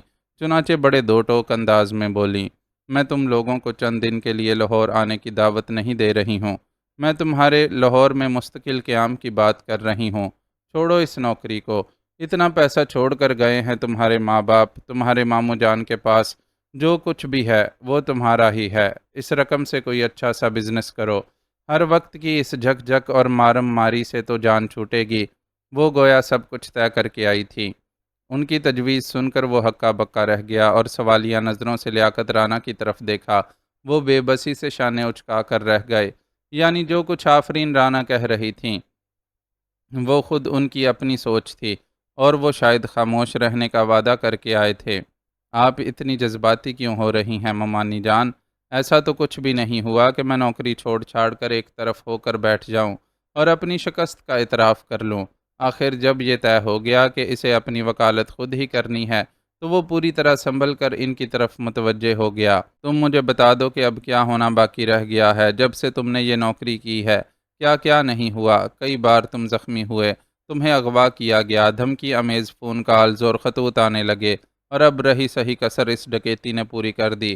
کیا تمہاری جان مال اور عزت تینوں خطرے میں نہیں پڑ گئے تھے؟ وہ تو اللہ کا شکر ہے کہ معاملہ مال پر ہی ٹل گیا، اگر اس بچی کی عزت چلی جاتی تو پھر کیا ہوتا؟ تم لاکھ سر پٹکتے رہتے لیکن کھوئی ہوئی عزت تو کسی صورت واپس نہیں آتی، یا پھر اگر وہ ڈاکو تمہیں قتل کر ڈالتے تو کیا اس نقصان کا کوئی مداوع ہو سکتا تھا؟ ہم نے شینا اور سجاد کو کھویا ہے، ہم جانتے ہیں کہ اپنی اولاد کو کھونا کتنا تکلیف دہ ہوتا ہے۔ جن ہاتھوں سے اولاد کو پروان چڑھایا جاتا ہے وہ ہاتھ اپنی پلی پلائی اولاد کو قبر میں اتارتے ہوئے کانپ جاتے ہیں، اور ہر بار ان ہاتھوں سے اپنی آنکھوں سے بہنے والے آنسو صاف کرتے ہوئے دل پاش پاش ہو جاتا ہے۔ وہ اس کے اندازے سے کہیں بڑھ کر ٹوٹ پھوٹ کا شکار تھیں۔ وہ سب لوگ کھانے سے پہلے ہی ہاتھ روک چکے تھے۔ آفرین رانا کی آنکھوں سے آنسو ٹپکے تو وہ اپنی جگہ پر سیدھا بیٹھا نہ رہ سکا اور دائیں طرف ذرا سا جھک کر ان کے گرد اپنا بازو پھیلا دیا۔ ماریا بھی لپک کر اپنی جگہ سے اٹھ کر ان کے بائیں طرف آ کھڑی ہوئی اور ٹیشو پیپر کی مدد سے ان کے آنسو صاف کرنے لگی۔ میرے خیال میں لیونگ روم میں چلتے ہیں، کھانا تو اب مزید کسی سے بھی نہیں کھایا جائے گا۔ لیاقت رانا نے نہایت سنجیدگی سے یہ تجویز پیش کی، جس پر سب نے ساتھ کیا۔ ڈائننگ روم میں بٹلر کا آنا جانا بھی لگا رہتا تھا، اور یہ قطعی مناسب نہیں تھا کہ ان کی اتنی نجی نوعیت کی گفتگو کسی ملازم کے علم میں آ جائے۔ ماریا آفرین رانا کو سہارا دے کر لیونگ روم میں لے آئی اور انہیں پانی پلایا۔ پانی پی کر وہ کچھ پرسکون محسوس کرنے لگیں۔ سوری مومانی جان، میری وجہ سے آپ ہرٹ ہوئیں، لیکن یقین کریں کہ صورتحال اتنی خراب نہیں ہے جتنی آپ محسوس کر رہی ہیں۔ آفرین رانا لیونگ روم میں ایک آرام دہ صوفے پر بیٹھی ہوئی تھیں۔ وہ اس صوفے کے قریب عین ان کے قدموں میں کارپیٹ پر بیٹھ گیا اور ان کے گھٹنوں پر رکھے ہاتھوں کو اپنے ہاتھوں میں تھام کر نہایت رسانیت سے بولا۔ آفرین رانا کے سامنے اس طرح بیٹھا وہ صرف ایک محبت کرنے والا بیٹا محسوس ہو رہا تھا، جسے اپنی ماں جیسی مومانی کے قدموں میں بیٹھ کر ساری افسرانہ شان بھول گئی تھی۔